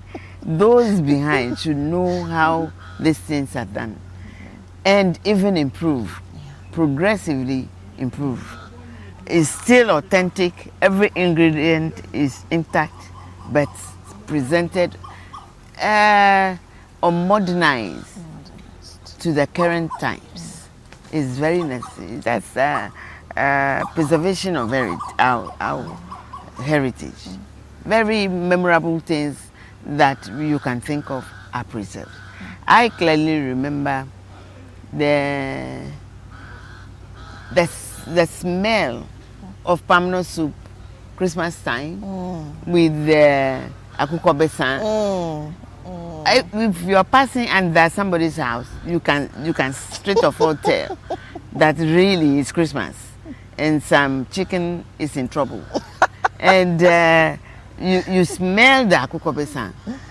But those herbs, how do we preserve them? How do we plant them and make sure we use them? I'm advising that almost every restaurant should have a small garden where some of these things are grown, and it's authentic to know that this is palm nut soup with the local spices, herbs in it, and I tell you, it's an interesting thing, and it's an interesting taste to have. Beautiful. So, Auntie Bella, let's also talk about, so we've spoken about cookbooks, documentation. Yes. But you mentioned something, modernizing the meals as well. Yes. Now they call it upscaling. It's upscaling the meal. Yes. Why is that also important? So that now you have fusion meals and all of that. It's very important because of our movements, our migration. Back to migration. Yes. Where you find yourself, maybe in your home, the spices you use are not where you are. So it should be whatever you have available, you should use it, but not losing sight of the authenticity of the so food. you should know what the alternative spices are, alternative ingredients. It's a whole study of spices. It's a whole study of spices. What to use and on what. It's a whole study that one needs to know about. If we have a he-goat, we all know the smell of the he-goat. That's when some people, if they don't even want to wash their hands because they want to be smelling the he-goat. What spices should we use so that it doesn't take that away, or that can take it away? You have to study and know all because it's not everybody who wants to have the smell on the hand. They are going for a board meeting and you are smelling he-goat. What can you use to clean it off? Or what can you use to maintain it? All these things are studies that one has to make and be sure of what you are doing. You're having your heritage still at the back of your mind, because we don't want to lose them. We need to maintain them for posterity. And also it improves, people are attracted to business. So people will buy not just because they want, but because of the story surrounding it. And so when we preserve these things, we're also preserving the storytelling, the narrative, as we say, around the food. But also adding for generations, so it remains relevant. It remains relevant. Auntie Bella, it's been a joy to have you, as always. This has been the Heritage On Air series here on 97.3 City FM. Relevant Radio, always talking about relevance. And of course, Channel 1 TV, telling your story, empowering change. And we're telling stories here. We've been talking about food this week, looking at our food, who we are, what we eat, how it defines us, what the past has given to us as far as our food heritage is concerned, how we are engaging that heritage in the present, and what we need to do if we want to make sure that the generations after us come to meet it, how we can preserve it, how we can carry it, catapult it into the future. My name is Apioka. I've been here with Madam Bella Ahu. Auntie Bella, I call her. She's the CEO of Traffics, and you need to look for Traffics. I know they're doing some renovations. Very soon, I look forward to going into the kitchen, being one of the first to taste the new experience that Auntie Bella and her team have to offer. It's been a joy to have her. And we want to say a very big thank you to GTP. GTP, I mean, can I say they're one of the fabrics of the nation? And we thank you very much for supporting us to tell the Ghanaian story in the Heritage Month of March. Ago.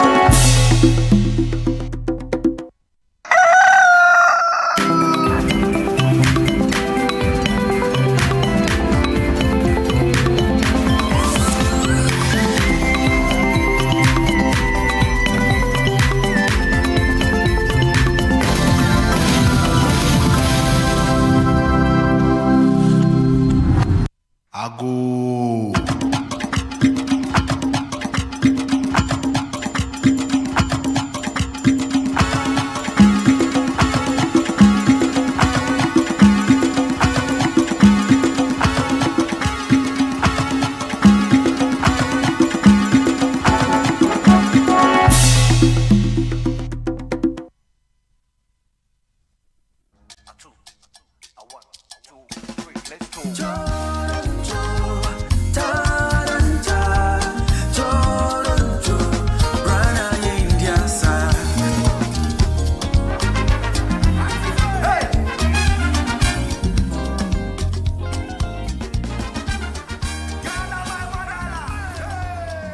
right, welcome back. It's still Breakfast Daily right here on Channel 1 TV. And as you all know, we are drawing closer to the D-Day, and that's the Back to Your Village Food Festival that's going to be happening on Saturday and Sunday at the Ifwa Sutherland Children's Park from 10 a.m. to 6 p.m. each day. And we have been showcasing some of the delicacies that you are going to be seeing on that day. And today we have Elson Local Kitchen and Pub representing, and we have the CEO here, Benedicta Esinam Apenu, who is the CEO of Elson Kitchen. Hi, Elson. Hi. Hi, Benedicta. Yeah. How are you? I'm fine. How are you too? Oh, it's nice to see you. Nice to see you too. All right. So we are drawing closer to your to the Back to Your Village Food Festival. How excited are you? I'm so excited. I actually wish we can even start tomorrow. All of you are saying the same thing. Yeah. Anyway, so why are you back? Because I know that you've repped so many times. Why are you back I think again? this is my 4th time. This food festival has given me the opportunity to meet different type of people. It has also helped me to introduce my brand to the world, and it's a platform that gives you the opportunity to advertise your business, showcase your culture. And I think it's one of the best platforms we have, and we are grateful for you people. And also, it helps us to cash out. Oh, yeah. I like that part, cash out. So talking about showcasing your culture, you know, food is part of culture. Yeah. What delicacies are you going to be showing up with that day? Okay, so on Saturday, Sunday, we are looking at showcasing fetridechi. We will have a bodechi, that's goat soup. We will have the chipipi. It's fish, like fish slice soup. We will have abolo and amanyanya. We'll be having akple and abobitazi. We'll also be having fried fish like akpakalame, bovilolo, and the rest. Right. Yeah. So what are you expecting at this year's Back to Your Village Food Festival? I'm expecting the best, and it has always been the best. Yeah. Ever since I joined the program, it has always been the best. Yeah. And yes. How was last year's experience? It was very great. I sold out, and yeah. You sold out? Yes, I sold out. And these things you just mentioned are all the same thing that you brought last year? Yes. I last year we didn't do, I think we didn't do, okay, we didn't do Nagoti Jugbo. Yeah, but this year we are looking at So why are you bringing Nagoti Jugbo to the Because it's addition? one of our local food that we eat in our villages. But I don't think anyone have been doing that. Yeah. So yes, we want to bring it back so people will know that we actually have. All right. So this something is like that. That's Nagoti Jugbo. Yeah. And what is it made from? It's sweet potato. Yes, it's just like in potompoto, but this is with sweet potato. So like sweet potato pottage. Yes, yes. Oh, that's interesting. And the chipipui? The chipipi. Yes. Yeah. It's like fish, smoked fish, like soup. Right. Mostly our parents give it, our mothers used to give it to us when we are not feeling well. Yes. So it's one of the best healing soup. Yeah. Let me put it like that. And the oilless okra. Yes, the oilless okra. That's the fetridechi. Yes. We have our yo-yo. That's ademe with okra maize. We don't add oil to it. Right. So it's green okra. Right. Yeah. So I've seen it pop up a lot of times when people say they don't add oil to it. Yeah. Why don't you add oil to it? Oh, okay. So some people just want to enjoy it raw. Like they want to enjoy it organic. So they don't want to add anything to it. So it's just your fish, the okra, and the ayoyo. So if you're thinking of healthy living, yeah, you take this. Right. Yeah. And of course the goat meat pepper soup. Oh yeah, this goat is actually from my village. It's the best you will get.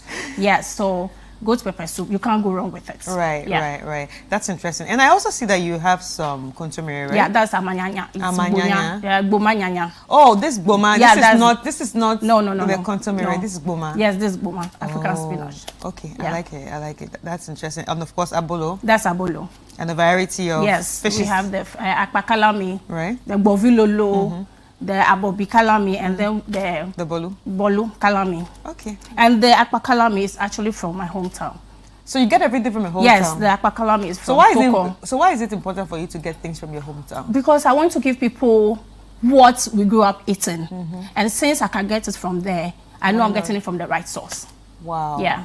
Wow. So my mom helps to organize everything for me. Wow. Okay. Yeah. So basically, this is what happens. We put money into your pocket, and you put money into the pocket of those that you buy from. Yes.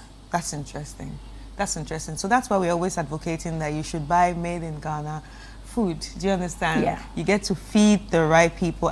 Or put money back into the hands of the right people, and the money stays in the country and grows the economy. That's a very good one. And I see that you have some local drinks. Yes. What drinks are we looking at there? So here we have wabile dome. It's like Wabile dome. lamu gin. Okay. Yeah. But in the Ewe way, it's called wabile dome. Wabile dome. Yeah. Okay. Then we have the sobolo. Then aliha. Aliha. Yes. Yeah. That's very interesting. But where are you located? It's Legon, Jayon Junction. Yeah. East Legon. Yeah, Adringano, Jayon Junction. Adringano, Jayon Junction. And if we come to your space, we'll see all of this. Yes, and some are pre-orders. Okay. You just have to pre-order and it will be prepared for you. Okay. Yeah. Now, I see there are different types of swallows. Can you go through the swallows that we have? Yeah, so we have here, we have akple. This is a wakple. Cassava flour, maize flour for the akple. Then we have amokple or amodeme. There's banku. Right. Yes. Right. I like the fact that you call it in the Ewe name. Yeah. Why is it important for you to call it in the Ewe name? I'm representing Volta, so I have to be proud of where I'm coming from. Yeah.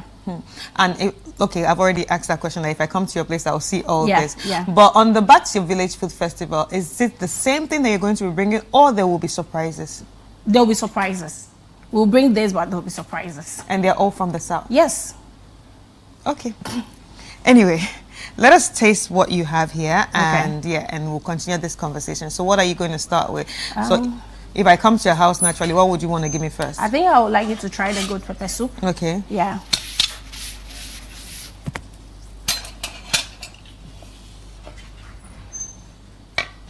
Just a little bit. Okay. Yeah.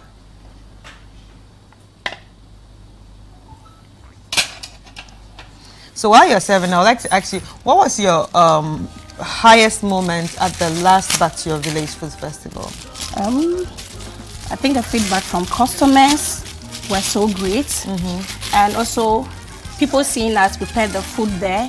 We used to cook there, so people are actually able to see what we are doing. They are seeing everything, whatever we are adding, they are seeing it, and some people were actually learning from what we were actually doing too. Yeah.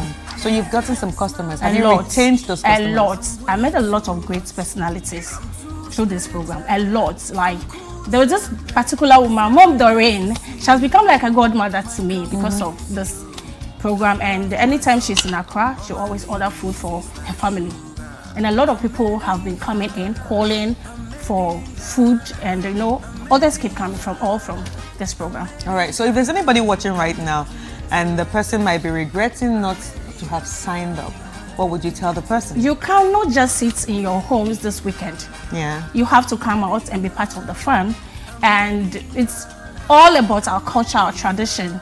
So you have to be part of it. And also, I would love to encourage all mothers, all parents, don't leave your kids at home when coming. It's very important for our kids to learn about culture. Let them come and try what we eat in Ghana, what we grow in Ghana, and also about the culture aspect. Normally they display culture dances and all that. Let the kids come out and, explore. And you can also not sit at home this weekend without coming out if you know you are single. Please come out. This might be an opportunity for you to meet your future husband or future wife. Hey! Yeah. Hey, Benedicta. Yeah, it's true. You've taken the thing far. But it's true, You have to come out. You can't sit in your home. Please, let's all come out and support. I know this is morning TV, but have you met someone at the Back to Your Village Food Festival? A lot. A lot. Okay. On that note, this is a very delicious soup. Thank you. I love it. I love the spice level. It's great. It's actually very great. And I could have this all over and all over and all over again. And I think you're a very good spokesperson. Maybe we should make you an ambassador. Thank you. Because you really try. And I like the fact that you said people don't just come to eat, but at the end of the day, they get to experience you cooking it, and sometimes they learn from the cooking. Yeah.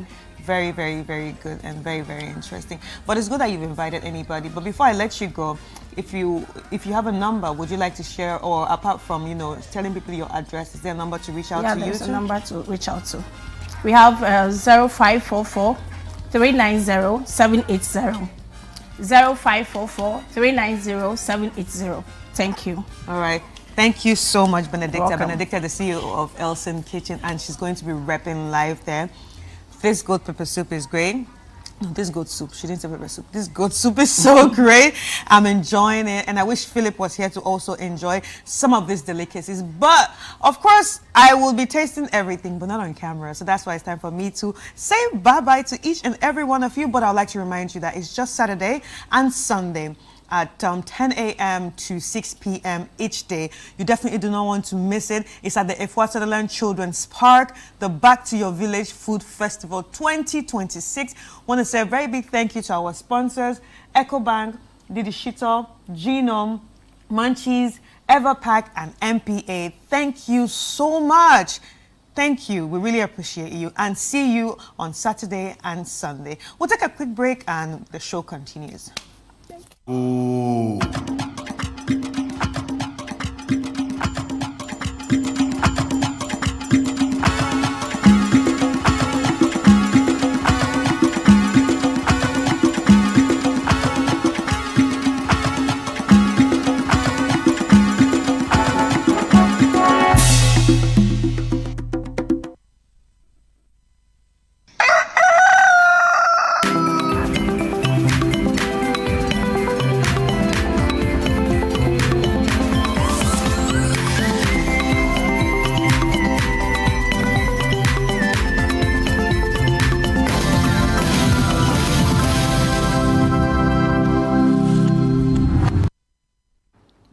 Welcome back, and now we're about to have a conversation. But if you enjoyed the conversation I had earlier with Benedicta of Elson, then we should be seeing you Saturday and Sunday. I was going to say tomorrow, but tomorrow is Friday. So Saturday and Sunday at the Efwa Sutherland Children's Park for the Back to Your Village Food Festival.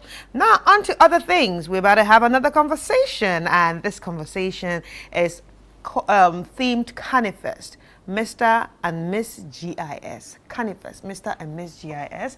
So let's get into this and know what it is all about, because it might definitely interest you. I hear carny and it feels like a carnival, so I don't know. Let's get into this conversation and we'll find out if it has to do with a carnival or not. Now we have Olivia Lecasson, GIS coordinator, and Nanama Badu, club editor, Grasa Susudis, head of design, and Adele Minta, head of events. You are all welcome, ladies. Thank you. How are you?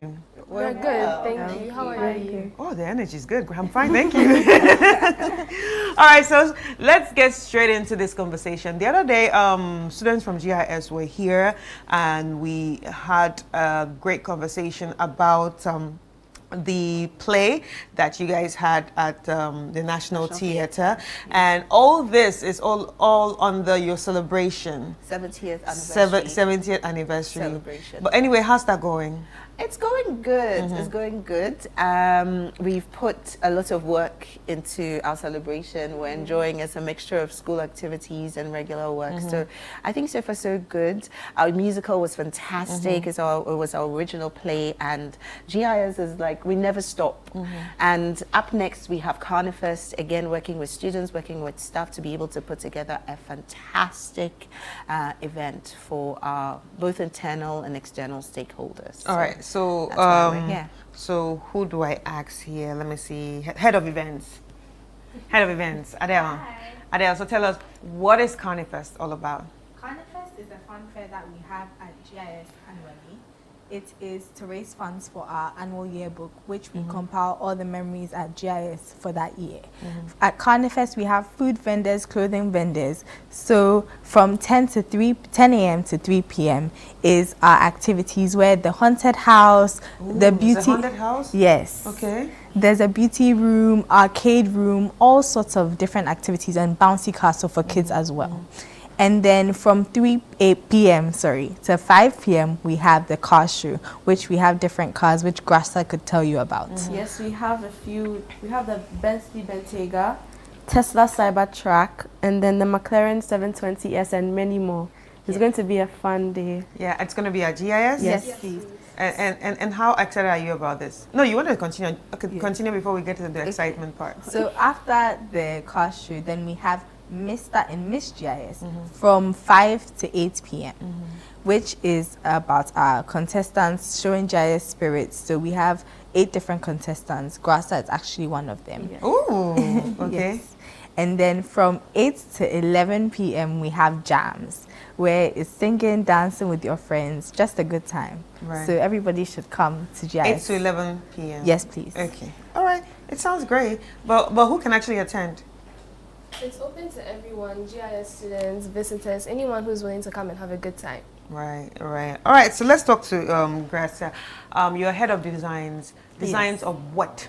Design for the yearbook. So the yearbook, the students coordinate it along with Miss Olivia and Mr. Morgan. So we put all our memories together. So we actually design the layouts of the yearbook as well as all our posters. This was done by the design team. Right, so we do everything for the Instagram page as well. We have a GIS Canifest page where we advertise everything. So all the design there is done by the design team. Ooh. Yes. And apart from being, the head of designs, you are also a contestant for the Mr. and Miss GIS. Mr. and Miss GIS. How prepared are you for this? Oh, I'm pretty prepared. I'm ready to put on a show. So come and see for yourself. Okay, but did you watch the last one? The last Canifest? Yes. Yes, I was there. And there was Mr. and Miss GIS too. So how does the last one make you feel, in anticipation of what's going to happen? It motivates me actually because people really did well. They showed their talents. And I feel like it will give all the other contestants the opportunity to express themselves and show everyone what they are good at. I mean, everyone is coming with their A game. Right. And everyone's talent aligns with our theme, Energy Reloaded. Yeah, yeah. So, Nanama, what does a club editor do? Okay, so club editors, we basically oversee all of the activities of the club. We help when we are needed. So, for example, when Grassa may be a little overwhelmed with the designs, we step in and help her out. We help events as well. We gather sponsors. We basically do everything. There's no specific job for us as editors. And how's the preparation for the Canifest going? It's going well. We are all bringing in our A game. We are all putting in all the efforts we need. We are putting in 120% to ensure that anyone who comes to Canifest has the time of their lives. This Saturday.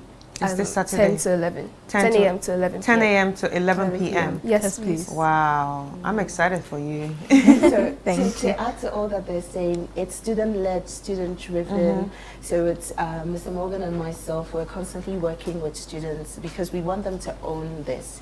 And it's very interesting working with students constantly and just allowing them to be themselves. Even the judges who are coming for this event, even the kinds of cars is their decision. Even the design layout, every single thing, and all to be able to come together, raise funds to be able to produce this book, obviously in support with the support of the school as well. Last year, the previous yearbook club members who are graduating this year produced this one. So this is what the yearbook looks like. Just in case people don't know, we're talking about yearbook. This is what the book looks like. So now it's not just any ordinary yearbook. This looks like a lot of work must have gone into it. I've seen different yearbooks, but it looks like a lot of work has gone into this. Wow. Yeah. So it's the yearbook club is not just a fancy club. They learn all sorts of things. They learn about publishing. They learn about sending proposals out. They get hands-on experience when it comes to being in the real business world. They learn how to negotiate, how to design, how to put the events together. They're actually helping out with this entire Carnifex event. Right. So it's going to be a fun-filled day. So we're raising funds to be able to produce another book. Right. And the next year, when they're about to graduate, you probably see me again here with a new set of yearbook club members. So I believe that's what makes it super exciting. So this is basically an opportunity to reach out to people to say, yes, as part of our 70th year anniversary, we're doing all these amazing things, and we're also looking for your support. Come, have a fun-filled day, but proceeds from the event is going to be used to be able to do this book. And I must repeat, with support of the school as well, because then the school also comes in to help and support. And I think one of the most important things that they're learning is that sometimes life is not just easy. You have to actually go there, do some work to be able to get things done. So it's a holistic learning experience at Ghana International School. Yeah, that's interesting. So Adele, tell us, how much is it to enter? So it is 80 CDs for GIS students and 100 CDs for visitors. Right. And everything's happening at GIS. Yes. So you can get the tickets online on our social media pages, which is Instagram is GIS Carnifex, TikTok is GIS Carnifex as well. On the Instagram page, we posted a QR code, which you can tap the QR code and pay for it via Paystack. And you can also get, if you're a GIS student, you can get it at school as well. Right. But on that day, people can't get it there on limited tickets. Limited tickets. But it is advised that you buy online. Yeah. Okay. All right. So, Grasa, any final words to anyone watching right now? Yes. All roads lead to Ghana International School on the 28th of March. It's going to be an amazing time with our theme, Energy Reloaded. It's going to be better than ever. Don't miss it for anything. Yeah, tell people to vote for you too.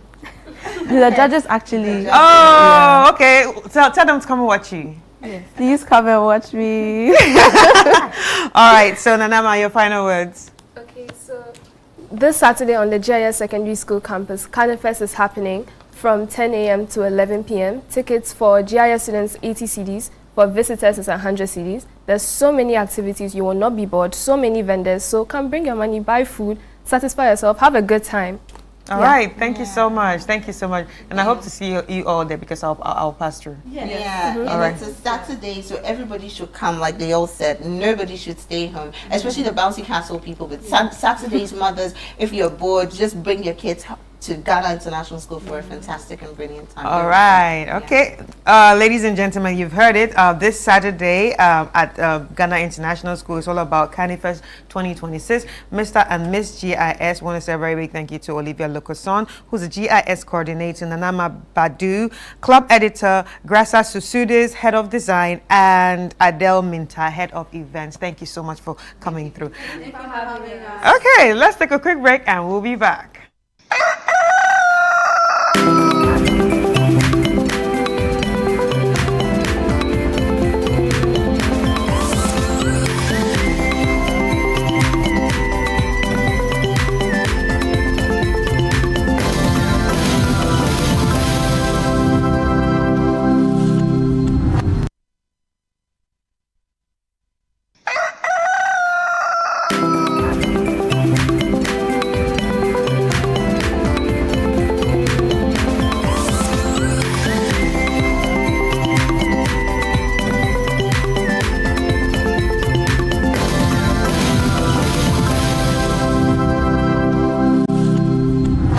Ago.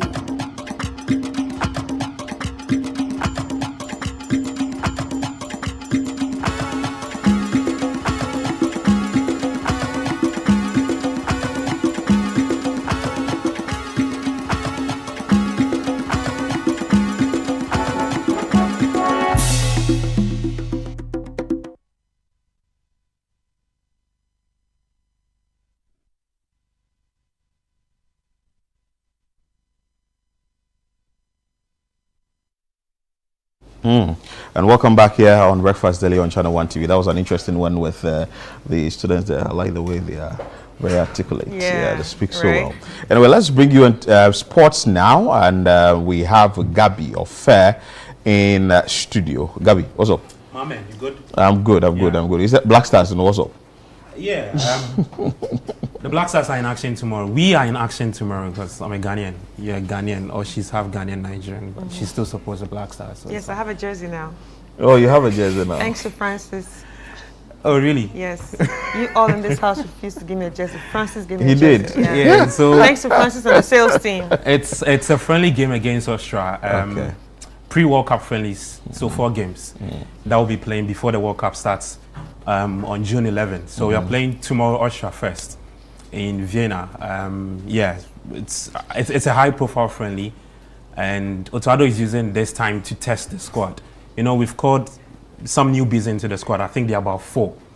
So it gives him an opportunity to know what these newbies have got up their sleeves, and then before he gets to name his final squad for the World Cup itself. So the game kicks off tomorrow at 5:30 p.m. There's been a lot of talk Against about who?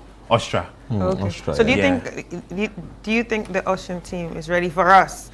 Because it's an us now, you know. They should be ready because they themselves are heading to the World Cup, but they've not qualified to the World Cup since 1998. Oh, yeah. So they've been away for a very long time, but they brought in a coach to. So we are better. We are better in terms of qualifying. We have been there before to the World Cup because this is our 5th. They have been out of the competition since 1998. I mean, at that time they exited in the group stage. Apart from that time, they've struggled to qualify, and then they brought in a coach to come and get this team qualified. He did so in Ralph Rangnick.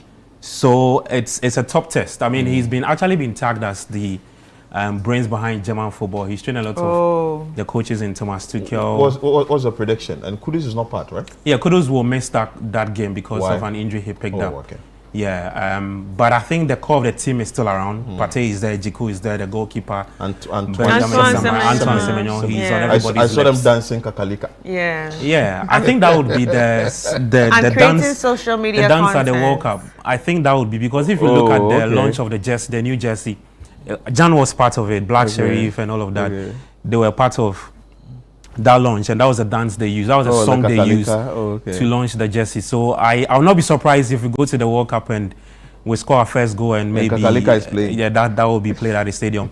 In fact, that has also come up for conversation. And that means we need to start trademarking these dances and give people who bring it up their And money. so what you do is that all the countries who have qualified to the World Cup would have to submit 4 of their best songs that have hit in their countries. Oh, okay. So I'm hoping that they add that song to it. I don't know what songs they will take, but I'm hoping that it's part of those songs. The beat, though. The beat is very, it's a vibe. So, okay, so if in case it makes it into the songs that they choose, Dope Nation has to be paid, right? Yeah. He gets a lot of cash because that's FIFA tapping into.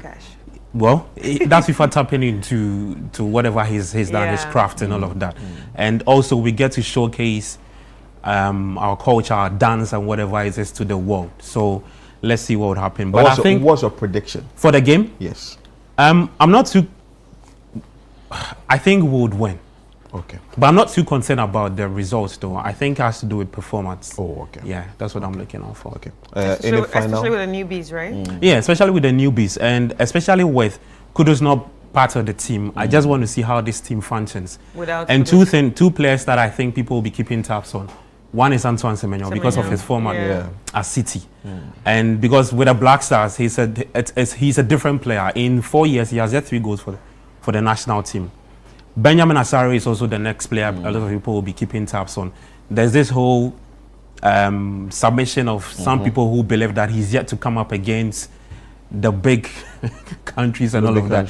So we get to test him against at least an A-listed team, a World Cup bound team, and then he can tell us if he would be Ghana's #1 going into that tournament, because the friendlies are not like any friendlies we are going to play, and this is not going to be like the Japan South Korea one that had a lot of the key players pulling out. This time around the key players are there, so Otto gets to start with his starting 11. But so I think that the Black Stars will win that game. Gabi Milito, thank you. But what time is the match? The match is at 5 p.m. And we're having commentary? Yes, so live video commentary on 97.3. On 97.3 FM. Gabi, thank you so much for your time. This is how we wrap up today's edition of Breakfast Daily here on Channel 1 TV. I am Philip Nilate. And my name is Chris Carter. I would like to remind you that Nanatu Watson started the show. See you tomorrow on a brand new episode, and keep watching Channel 1 TV.